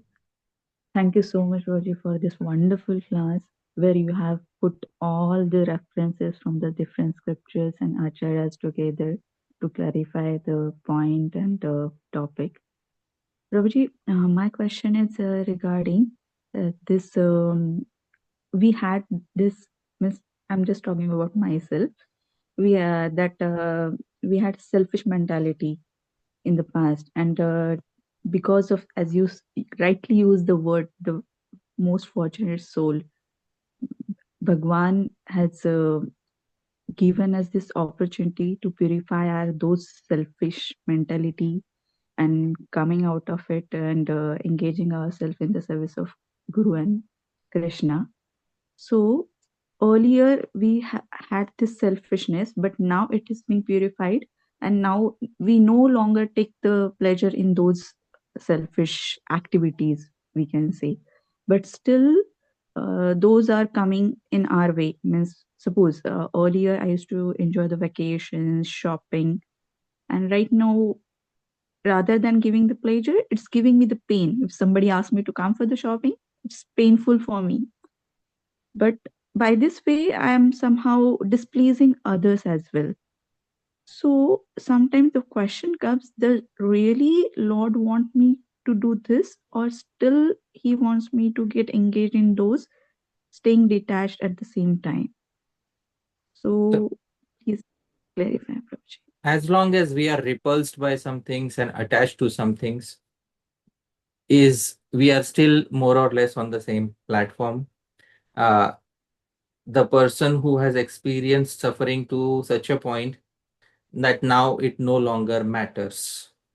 That if people say that you come, this is a very small thing. I mean, the pains which I was speaking about were not pains related to vacations or shopping, some major distress that comes in life. Now I can't give examples, but I give a few, I gave a few examples like Narad Muni has had his life revolving around his mother, and the mother is taken away suddenly. So those levels of suffering. And finally, when the devotee comes out on the other end of that suffering, then nothing matters whether somebody engages them in one way or somebody engages them in another way. They are indifferent to that. So somebody says, why don't you come on vacation? And due to family duties, they may have to go. And they do not like it. But still, for them, personal unhappiness, personal happiness is now no longer relevant. They are either carrying out their duty or they are either pleasing Bhagwan or Guru. That is what they are doing. So if one is still affected by unhappiness, I don't like this, I don't like to do this, it is still that same platform of Rag and Dvesh. And till now, we are yet to reach that particular stage where it doesn't matter. My personal preferences no longer matter. So that stage of purification is a completely different one, Mataji. That is what I would like to say. Hare Krishna. Thank you so much, Prabhuji. Thank you. All right. Back to Ajay Krishna Prabhu.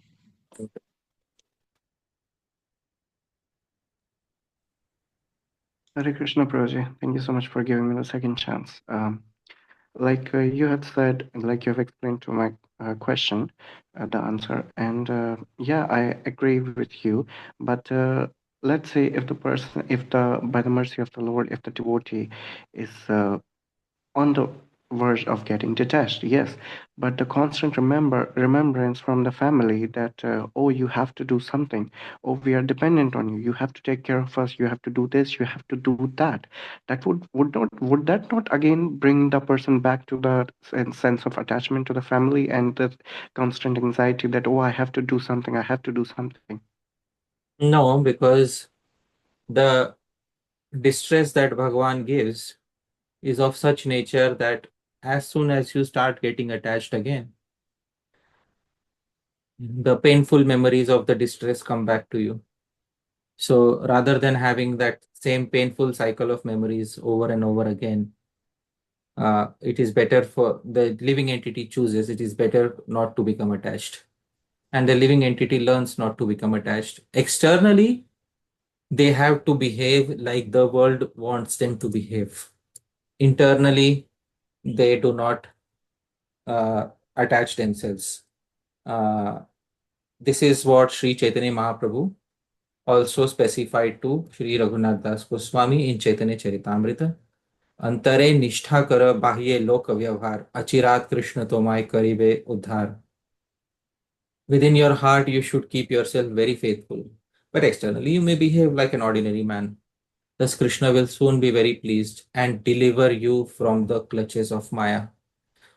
If we start showing rag and dvesh, attachment and repulsion, Bhagwan will not do this. But if we keep aside our personal rag and dvesh and learn the art of not being affected, and it's not that we learn the art, Bhagwan gives that intelligence. That if you start showing attachment and repulsion, you'll again create a disturbance. Do not do that. You have already suffered so much. Learn to let go. Learn to fulfill your duties as family is expecting you, and learn to be detached within the heart. So this is what gradually a person learns. I hope that answers your query to some degree of satisfaction. Next we have Nritya Gauranga Prabhu.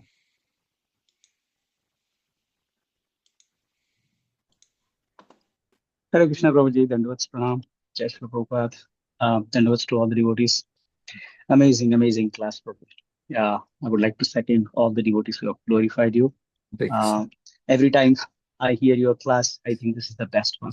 But the next Right. class, when I hear, I feel that you have raised the bar and Right. lot to learn and internalize. Thank you again, Prabhu.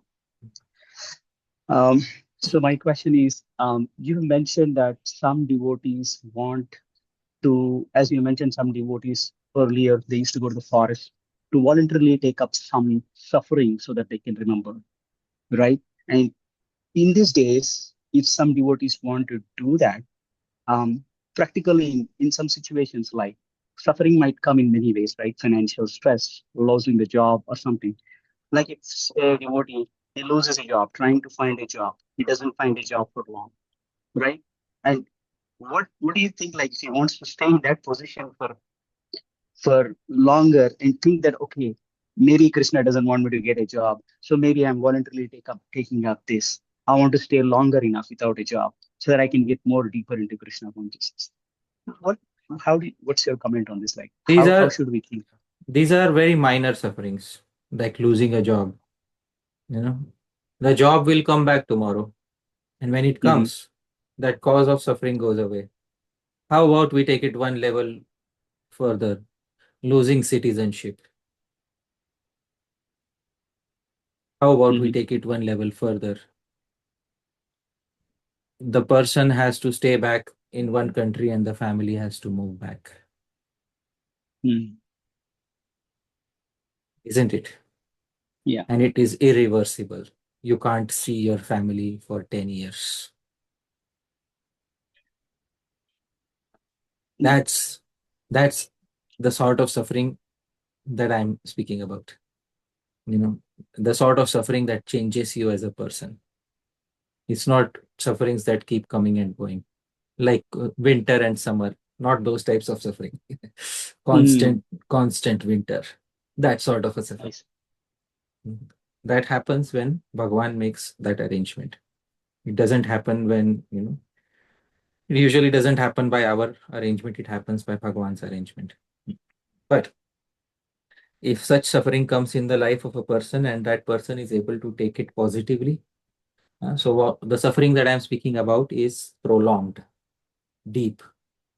It Hmm. hits the core of an individual to such an extent that it changes the persona of that individual. Hmm. And it changes the desire for self-happiness. It removes that Yeah. desire for self. That is the sort of suffering I'm speaking about. Losing a job and then after 6 months getting it back, that's not the sort of suffering that changes your persona. The sort of suffering that changes your persona is everything is going good, suddenly you're implicated in a case and you have to face lifetime prison. Hmm. That sort of suffering, where you'll never be able to see anybody again. That sort of suffering. Nice. Suffering that we cannot imagine. Yeah.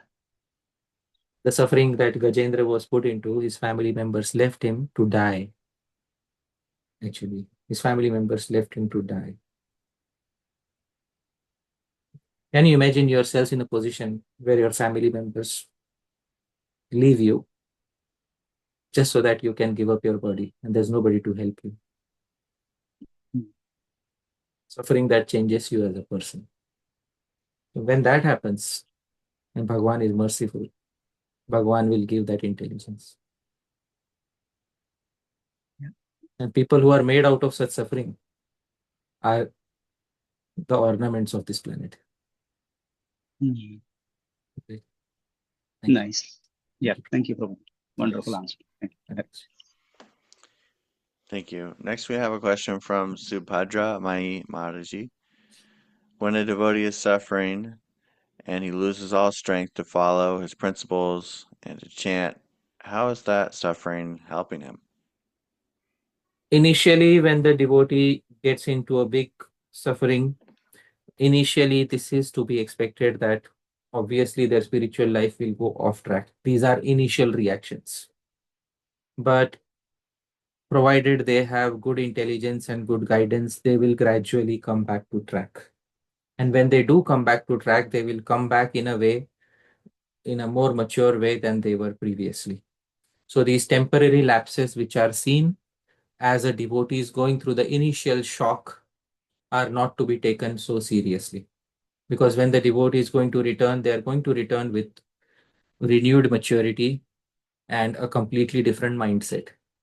So that sort of a devotee, it doesn't matter so much if temporarily there was a lapse. So that is the answer to that query.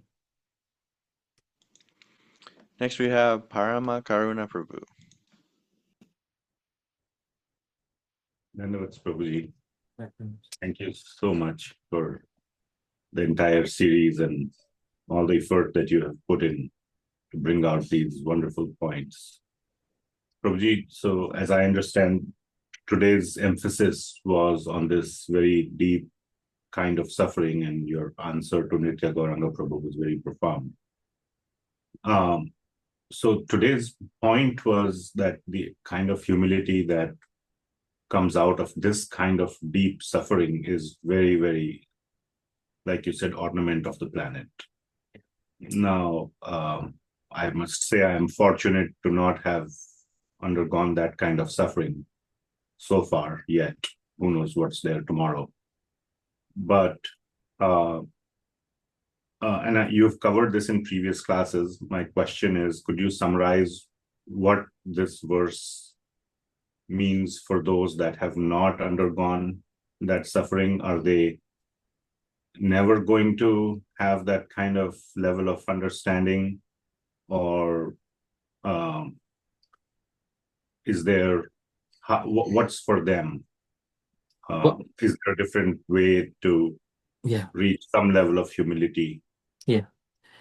What's for them is that the standard understanding of the verse is tṛṇād api sunīcena, means that I am the servant of a Vaishnava.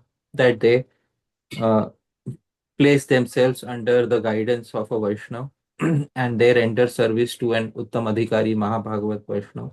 For them, that is tṛṇād api sunīcena. We can't force Bhagwan to give us suffering.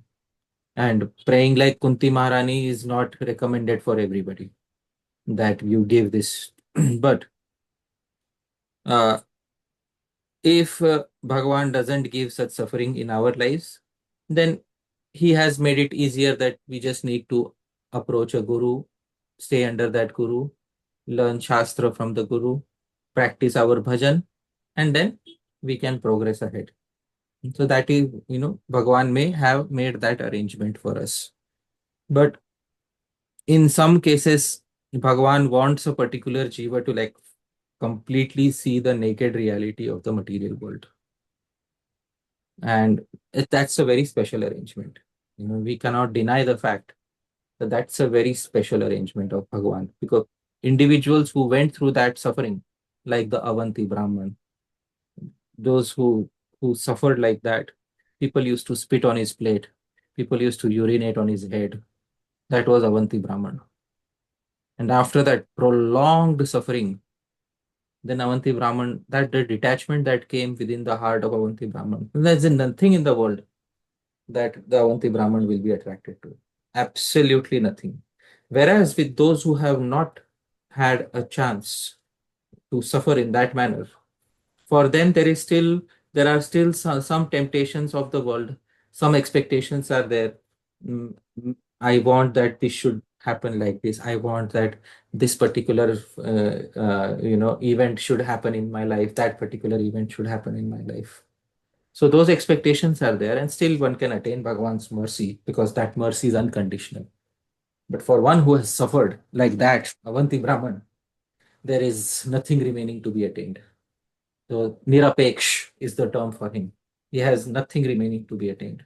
And for such a nirapeksh devotee, vacho vegam, manasah krodha vegam, jihva vegam, udarupastha vegam are natural side effects of his persona, exuding from his persona. So Bhagwan has some higher plans for that individual. But for those who have not experienced, they can continue bhajan under the guidance of a qualified guru, that is tṛṇād api sunīcena for them. All right? That's the answer to your query. Thank you. Thank you, Prabhuji. Next we have Dhananjay Tiwari Prabhu. Hare Krishna Prabhuji, Dhan Pranam.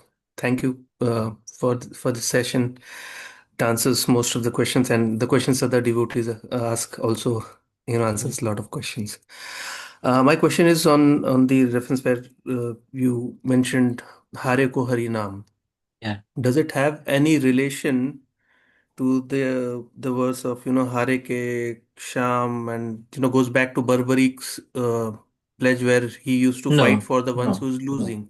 Any relation to that? No. Nothing. This is a separate poetry composed by Śrī Sūradāsa. It's called Hare Ko Hari Naam. And in recent times, there was a book made out of it. The title was Hare Ko Hari Naam. I think it had some connection with some Harivansh Rai Bachchan or something, or somebody. But there was a recent book made out of it. But the original poetry I showed you today, it's by Śrī Sūradāsa, Hare Ko Hari Naam. That Harinam is for the one who has lost out completely in the world. And for that person, Harinam truly exists. On whose tongue does Harinam appear to be most decorated? Harinam appears on the most decorated on the tongue of the person who is fully materially exhausted and has nothing to achieve in this world. For that person, Harinam is truly meant for that person. That is the answer. All right. Thank you, Prabhuji. Thank you, Prabhuji. Next we have Satya Sankalpa Prabhu. Hare Krishna Prabhu.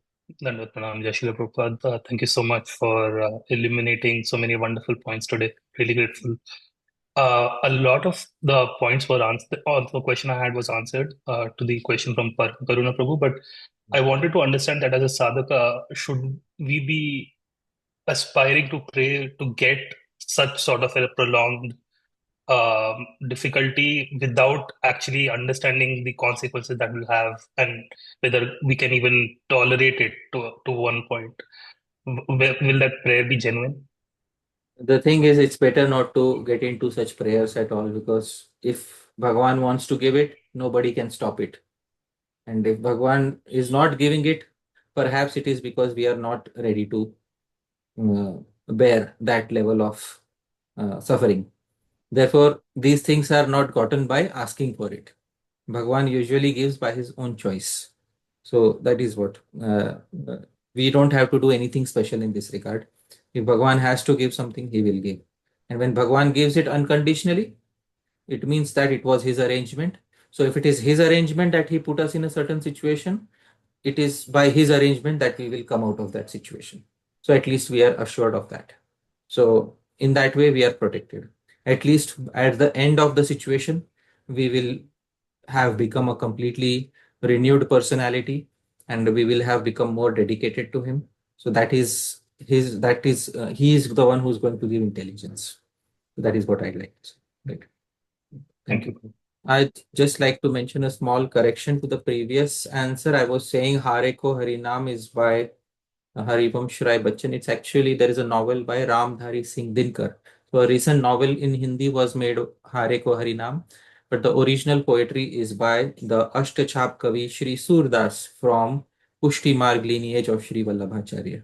So that is the original poetry, Hare Ko Harinam. Harinam for the complete loser. Okay, thank you. Let's move ahead. I have another question, Prabhuji. Yeah. You quoted, I believe, from the 16th chapter of Bhagavad Gita, īśvara-bhāvaś mahambhogi. Yeah.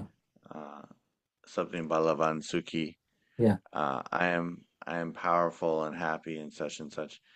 Later in the 18th chapter of Bhagavad Gita, or 17, I think 18, when Krishna describes the qualities of a kshatriya, one of them is īśvara-bhāvaś, or a lordly nature.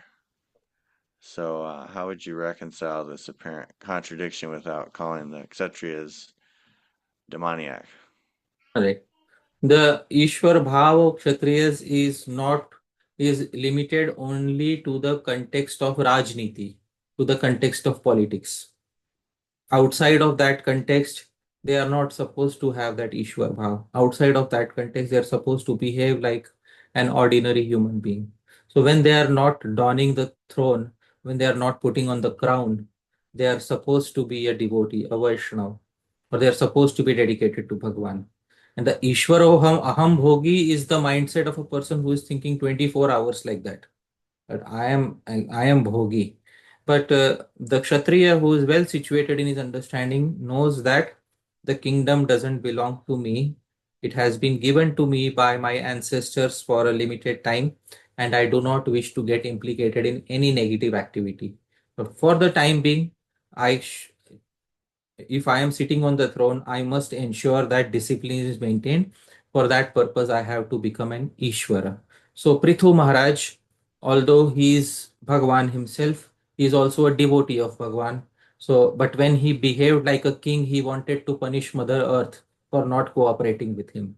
And that is when he is showing his Ishwarta. But otherwise, he behaves like a perfect Vaishnava. So that is how the subtle difference is understood. Thank you, Prabhu. Thank you so much. Next we have Bhavya Bhagavan Prabhu. Yeah, thank you, Prabhuji, for giving me another chance. Yeah. So, Prabhuji, with respect to the previous query only, Prabhuji. So, Prabhuji, I was checking. So, Prabhupada's translation. So, that is something, if you can explain it to me, Prabhuji. I got a little confused, Prabhuji. 9/19/25, Prabhuji, if you can tell Prabhuji more about that. Okay. What about that, Prabhu? Prabhuji, Śrīla Prabhupada is mentioning that he achieved the Lord's abode, Prabhuji. In the Yeah, purport also, yeah, but So how do but we understand yeah, that, Prabhuji? yeah, but did he achieve it immediately or did he achieve it after going to Swarga? What happened? That I don't know. That I don't know, Prabhuji, if it was Yeah, Brahmukti or not. yeah. So it is described in other Shastra that Yayāti Mahārāja did not immediately go back home, back to Godhead. Yayāti Mahārāja ended up in heavenly planets. And here it is. I am sharing my screen with you so that you can see. This is in the purport. Yayati went to heavenly planets along with the great rishis like Ashtaka and others. So it is described elsewhere also that he was not immediately cleansed. He had to wait and go to the heavenly planets. And after going to heavenly planet, even in Mahabharata, etc., it is described, that Yayati Maharaj ended up in heaven, and after heaven, then he accepted Krama Mukti after that. It was not in that very same lifetime. All right. So in the Śrīmad-Bhāgavatam, it is definitely mentioned that Yayati Maharaj ultimately attained that, but it was not an immediate attainment. It was an attainment which happened gradually. All right. So I will just I will share with you something. Yeah, here it is. What happens in the Mahabharata with Maharaj Yayati, I am sharing with you, and you can see here. See, Prabhu, can you read this highlighted section? Yes, Prabhuji, 1 second. Yayati ascended to heaven due to his virtues. Yes, and finally, what happened at the end? 5 golden chariots arrived and took them to the region of eternal bliss because of the merits of his grandsons and his own. Right. So please tell me, was this immediate liberation or was this gradual liberation? No, Prabhuji. This was not. This was gradual, certainly, Prabhuji. So Sorry for the confusion, Prabhuji. Thank you for clarifying. No problem. So we have to bring together the histories from Mahabharata and Bhagavatam. Otherwise, we may think that Maharaj Yayati immediately went back. Maharaj Yayati did not immediately go back. Even Maharaj Chitraketu, who saw Bhagwan face to face, but still he had some desires remaining. Maharaj Chitraketu also ended up in Swarga. And look at Maharaj Chitraketu. Bhagwan wanted to speeden up his his final attainment. So Bhagwan had him cursed, which usually was not going to happen. Usually he was going to stay in heaven. Bhagwan had him cursed by the mouth of Mother Parvati. And then it's immediately from a big Gandharva like Devata, he immediately fell to the position of Vritrasur. And tṛṇād sunīcena, taror sahiṣṇunā, amāninā, mānadena, kīrtanīyaḥ, sadā. Nothing he can do. Indra is going to kill him. he has to die in the war. He knows he has to die in the war. But it is very glorious because that is his final birth. So I hope that clarifies. Right? Thank you so much. Thank you for the clarification, Pradeep. Thank you. Hare Krishna. Next we have Jai Krishna Prabhu. Hare Krishna Prabhuji. Like you have previously answered to a question that the Prabhuji asked, that losing a job, for example, losing a job is not that kind of major problem. Let's say somebody is in that kind of situation, which is not that kind of major problem where he will have complete detachment after going through all those phases. Like you also mentioned, Haridas Thakur said that you should pray for the problems so that you can have constant remembrance of the Lord. So, what is the point of the remembrance of the Lord in our distress if we are only praying for that distress to be removed? Can you, Dhameshwar Mahaprabhu, can you rephrase the query? Yeah, if we're suffering and we pray to God while we're suffering, but it's only to remove that suffering, then what's so special about that? No, we don't pray to remove that suffering. When a person undergoes deep suffering, he doesn't pray to remove it. And you can see it in the life of Avanti Brahmana or anybody else who went through that deep suffering. They didn't pray to remove it, but they saw Bhagavan's hand in it. And they prayed to Bhagavan, let it continue for as long as you want. I don't want anything more or less. Whatever quantity you have decided, that's all right for me. But henceforth, I am not going to think about my happiness. Henceforth, I am not going to make that same mistake again. Because that mistake is the one which is keeping me in this world away from my true nature forever. So I don't want to make that mistake again and again. Bhagavan, as long as you want to keep me in this suffering, till the time you are convinced that I have developed a proper samskar, till that time you are free to keep me in that suffering. Right. So that is what the devotee prays. No, Prabhuji, I think I wasn't clear. I mean, Sure. when the problem is not of that major level where we Okay. have so much detachment, let's say it is on that not major level, what to Right. do that time when our remembrance is only to constantly to remove our distress? That means we are still thinking in terms of raga and dvesh. And when we are thinking in terms of raga and dvesh, that remove this and don't remove that, give me this and give me that, then it's better to surrender to a guru and render service to him, so that at least by that service we can get above our conceptions of personal happiness and rag and dvesh. So it's important to develop that attitude wherein one goes beyond one's immediate rag and dvesh. So if the suffering is not of that level, then the best thing is to surrender to a guru, so that the guru will teach in a case to case basis. He will teach how we can develop proper sharanagati. So that is what can be done. Yes, thank you so Thank much you. for the Thank you. perfect answer. I have two small questions. I'll ask afterwards. Come back to you, Prabhuji. Sure. Thank you so Yes. much. Next we have Ananga Mohan Prabhu. Hare Krishna Prabhuji, Dhanadvaram. Thank you all the devotees. Prabhuji.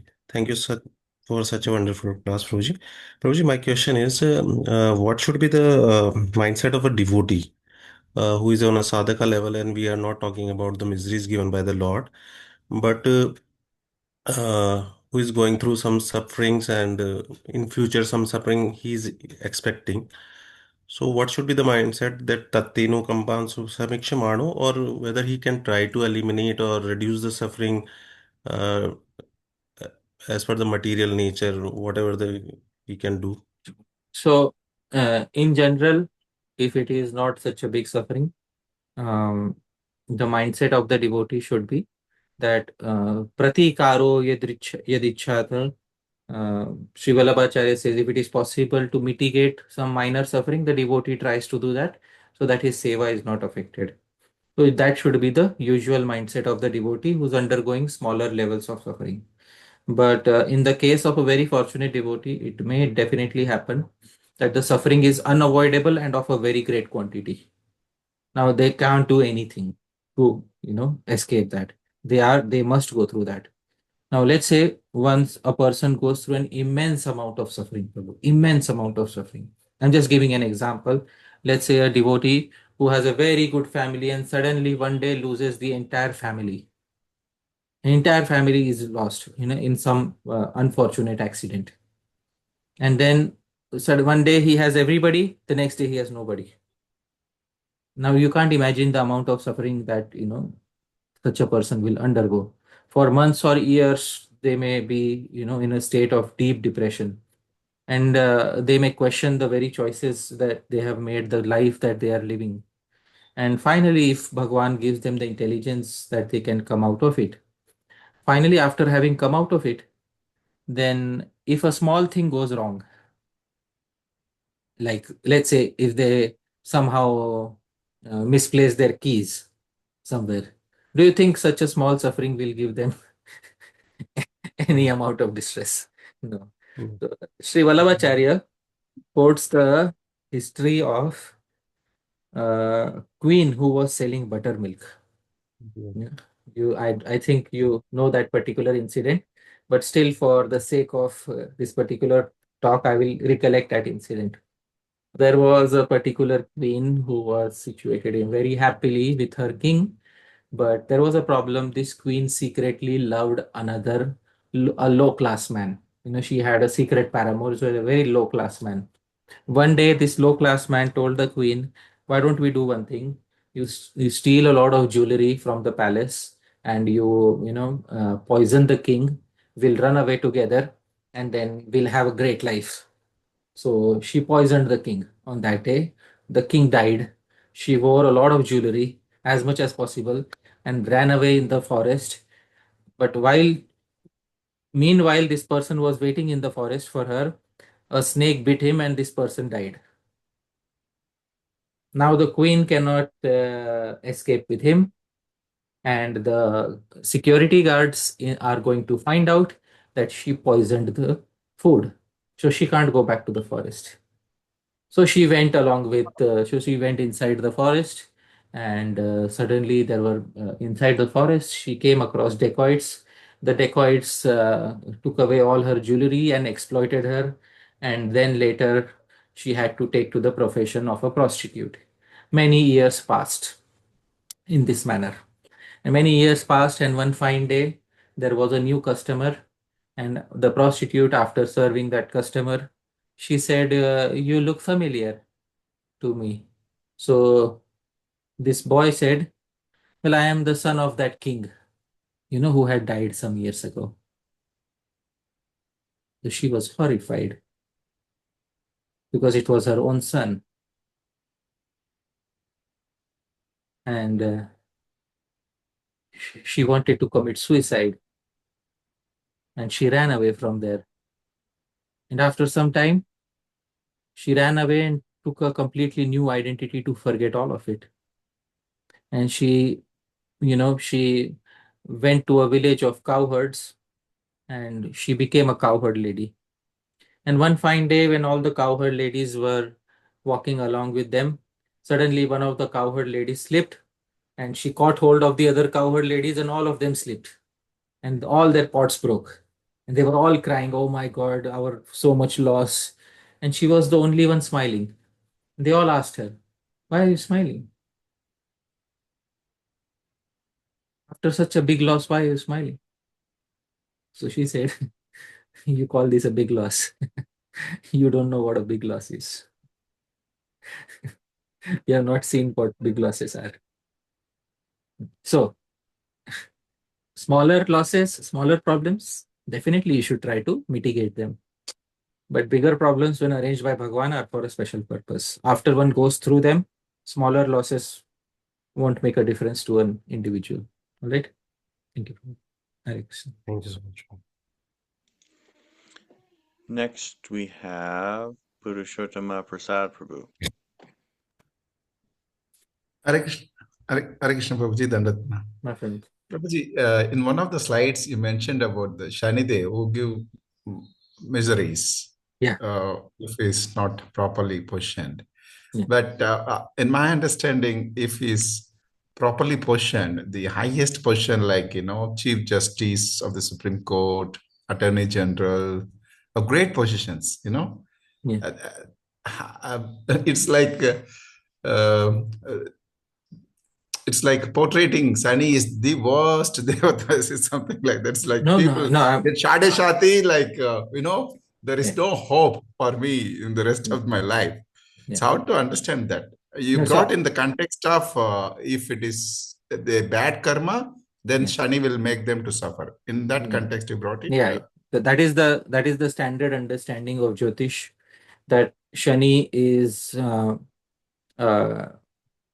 he is the karma danda pradata, that he is the one who gives good or bad results according to one's previous karma, and many times he settles the account in this very life.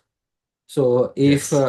if somebody has committed some negative activities, and then when Shani Devta's turn comes, when his particular Mahadasha arrives, or his Antardasha arrives, or his Pratyantardasha arrives, or at that particular time he has the opportunity to mete out justice to people, and he gives it in the form of many different forms depending on the severity of one's karma. But if one is behaving nicely, then he definitely rewards such people, but he checks people over a significant duration of time whether they are behaving properly or not. This is the opinion of many people who have Jyotish. understood and studied Jyotish. He is Yes. very meticulous about the karma of people, and therefore and he is also inimical to many other planets. So many planets do not like Shani. Forget about humans. Many planets do not like Shani.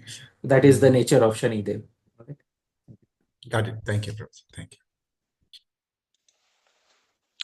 We have a question in the chat from Shyam Mukund Prabhu. Dandavat Pranam Prabhuji. How can one follow the verse Tatena Kampam throughout one's life? Many times we fall into the blame game.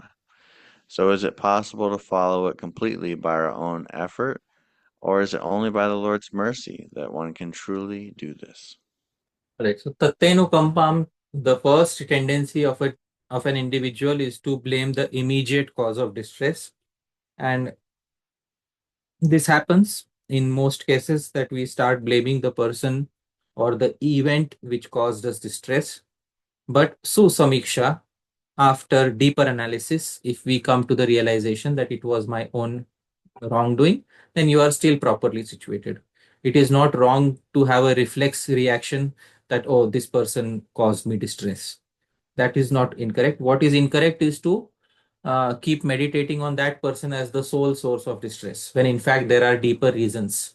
And in the first canto of the Bhagavatam, the conversation between Parīkṣit Mahārāja and the bull, Dharma, the bull, is very indicative of the fact. When Parīkṣit Mahārāja asks him, who put you in this situation? The direct answer should have been, Kali Purush put me in this situation. But Samikshamano, what should I tell you, Parīkṣit Mahārāja? Whom should I ascertain as the cause of my distress? That is the nature of a devotee who has deeper thought.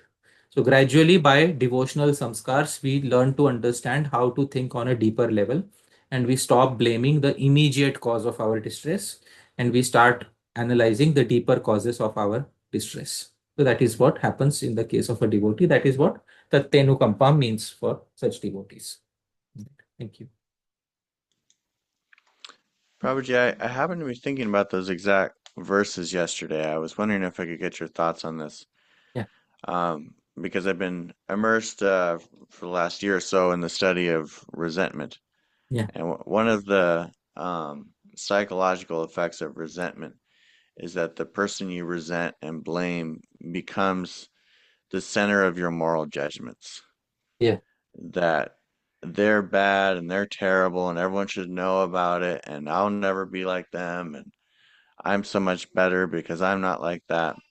In so many ways they become the foundation of your moral judgments. So I was thinking about those verses where Dharma personified has zero blame whatsoever. Is almost unable to even conceive of blaming the direct quote unquote cause of her suffering. And the my thought of the reason for that, and I'd like to get your feedback if I'm right or wrong or close. My thought was that Dharma would cease being who she is. She would give up her integrity if she were to blame Kali, because she would then become antithetical rather than positive, rather than having a positive meaning and direction. She would become anti-Kali. Does Right. that make sense? Yeah, Is that wonderful. correct? Yeah. There's a very wonderful quote by Aldous Huxley, and Prabhu, you can read this quote. Please kindly read, Prabhu. Yes, our friend likes to quote this.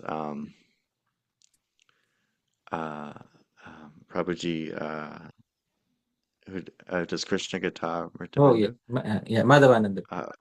Madhavananda Prabhu, yes. Yeah. Pardon me for forgetting. No man can concentrate his attention upon evil or upon the idea of evil and remain unaffected. To be more against the devil than for God is exceedingly dangerous.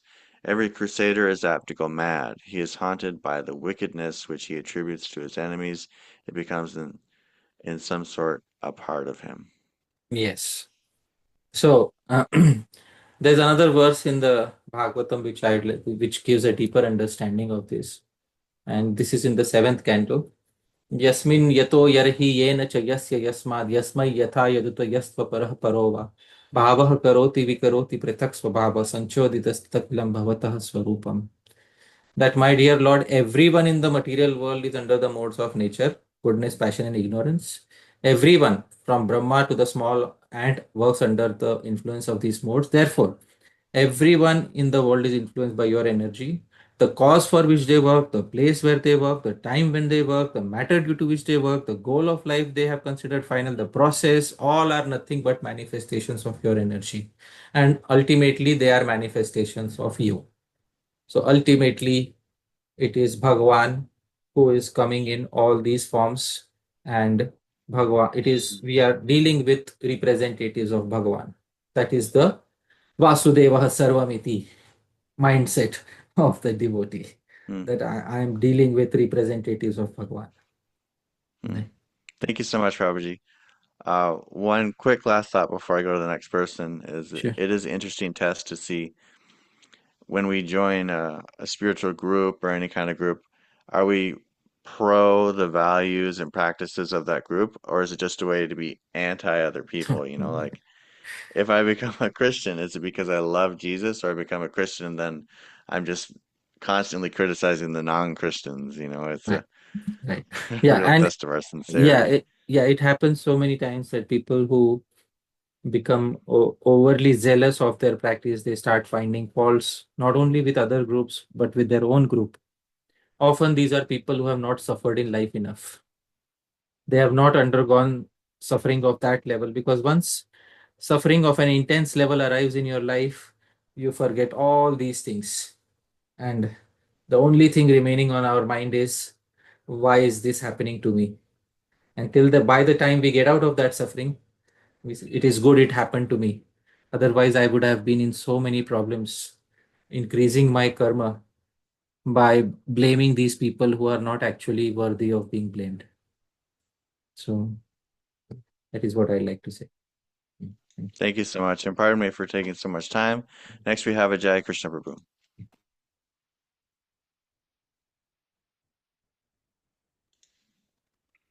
Are you there, Yayāti Krishna Prabhu?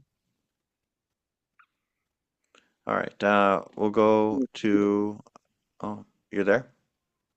Yes. I have a very small question. That verse, Hariḥ Prabhu, can you pull out that slide where Suniti Mata gives instruction to Dhruv Maharaj? I forgot that shloka. Yeah. Bhunkte jano yat paradukkhadastat. Here it is. Yeah. Yes. So anyone who inflicts pain upon others. So like you said that you should not even think about inflicting pain mentally. Here it is not clear if it is physical or mental. What the commentators speak about this? No, the original verse was about don't even think evil of anyone. I will point out the original verse.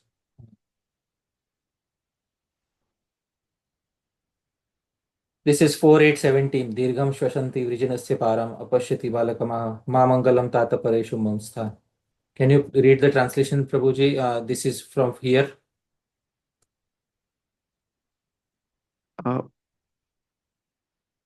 My dear son, don't wish for anything inauspicious for others. Anyone who inflicts pain upon others suffers himself from that pain.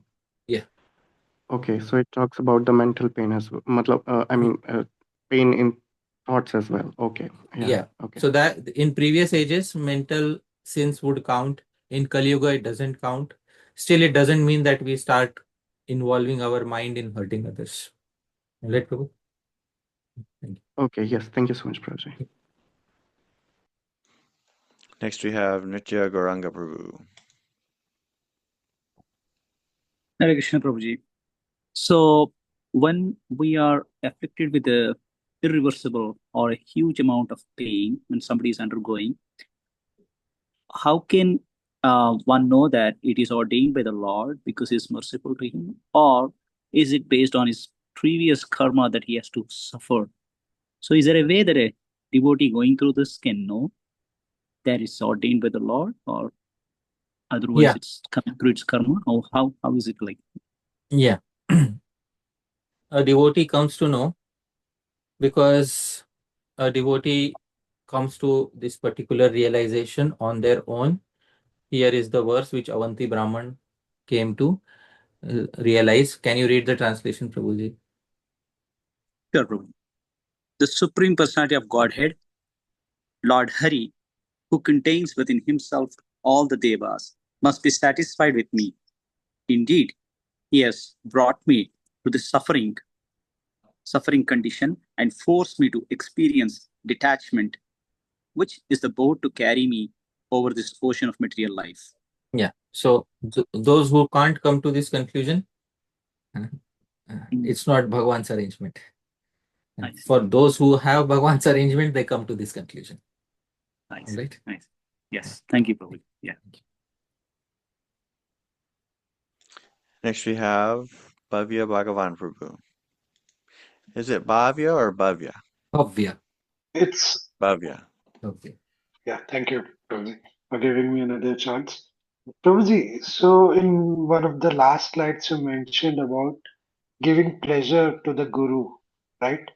So Prabhuji, my question is with respect to that, Prabhuji, that sometimes the Guru might like his disciple to increase the service, maybe preaching or book distribution, expand it.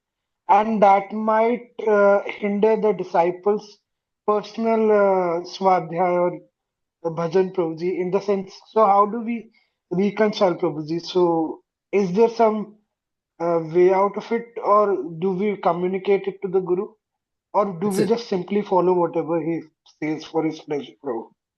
No, pleasure of Guru and pleasure of Bhagavan are both there. Pleasure of Guru is to do prachar, and definitely pleasure of Bhagavan is also when we do activities of bhajan. So we have to request the Guru to strike a balance between his pleasure and also the pleasure of Bhagavan. Prachar is also Bhagavan's pleasure, but Bhagavan is also very much pleased in bhajan. So the Guru will definitely give us a balance between prachar and bhajan, and a balanced Guru who has understood Shastra understands the value of both. So the Guru will definitely give that balance. Thank you. Thank you, Prabhuji. Thank you, Shri. Hare Krishna. Next we have Ajay Krishna Prabhu. Hare Krishna Prabhuji. I promise this is my last question. You mentioned about Shanidev being the devata who gives justice of the karmas. So why do we call Yamaraj as the Dharmaraj? Because Yamaraj gives the results of the karma after the death of the person, and Shanidev gives the results of the karma in the life of the person. So why Yes. there are two devatas assigned for the same, around the same thing? Well, because Yamaraj, that's what you mentioned yourself. There is one for afterlife enjoyment or punishment, and there is one for present life punishment or enjoyment. So that is what Yamaraj is for those karma phalas which are to be experienced in the afterlife. Shanideva gives in the present life, prarabdha. That is what it is. So Dharmaraj is a word that is used for Yamaraj only. No, Dharma is a separate deity in Swarga. Although it is used for Yamaraj too, but Dharma, from whom Yudhishthir Maharaj was born, is a separate deity in Swarga. Yes. Okay. Thank you so much, Prabhuji. Thank you so much. Next we have Bhavya Bhagavan Prabhu. Yeah, Prabhuji, it's not a question. So, Prabhuji, in the last class, you mentioned that you would show something with respect to the astrological charts also. So, that you will be showing in the next class, Prabhuji, or was it about Shanidev that you showed, Prabhu? Partially this, and thank you for reminding. I'll also include some of it in the next talk. I'll try my best to remember. Those are very special verses. I'd like to include that in the next talk. So thank you for reminding. Sometimes these things slip. There's so much to present, and really I can there's so much to present, but I just want to not go on unlimitedly around the same verse. So definitely I'll try to do that next time. Thank you so much, Prabhuji. I just wanted that. Yeah, thank you. Hare Krishna. Hare Krishna. Hare Krishna. Thank you everyone so much for your thoughtful questions. I really appreciate your patience with me. I know I make so many mistakes as host, and I'm not always perfectly patient, so I'm very grateful for your patience and forgiveness of me. And I'd like to invite everyone to give a big thank you to Hariḥ Prabhu. Hari Bol. Thank you so much. Hari Bol. Śrīla Prabhupāda ki jai. Śrīla Prabhupāda ki jai. Śrīla Prabhupāda ki jai. So much, Krishna Hare Krishna Krishna Krishna Hare Hare Krishna, Prabhuji. Śrīla Thank you Prabhupāda ki so jai. much for Hare your Rama kind Rama Rama Hare Hare. Śrīla Prabhupāda ki jai. Śrīla Prabhupāda ki jai. ठीक है Thank you so much. Bye bye to everyone. Śrīla Prabhupāda Hare ki jai. Krishna. Haribol. Hare Krishna. Thank you so much. Thank you. Śrīla Prabhupāda.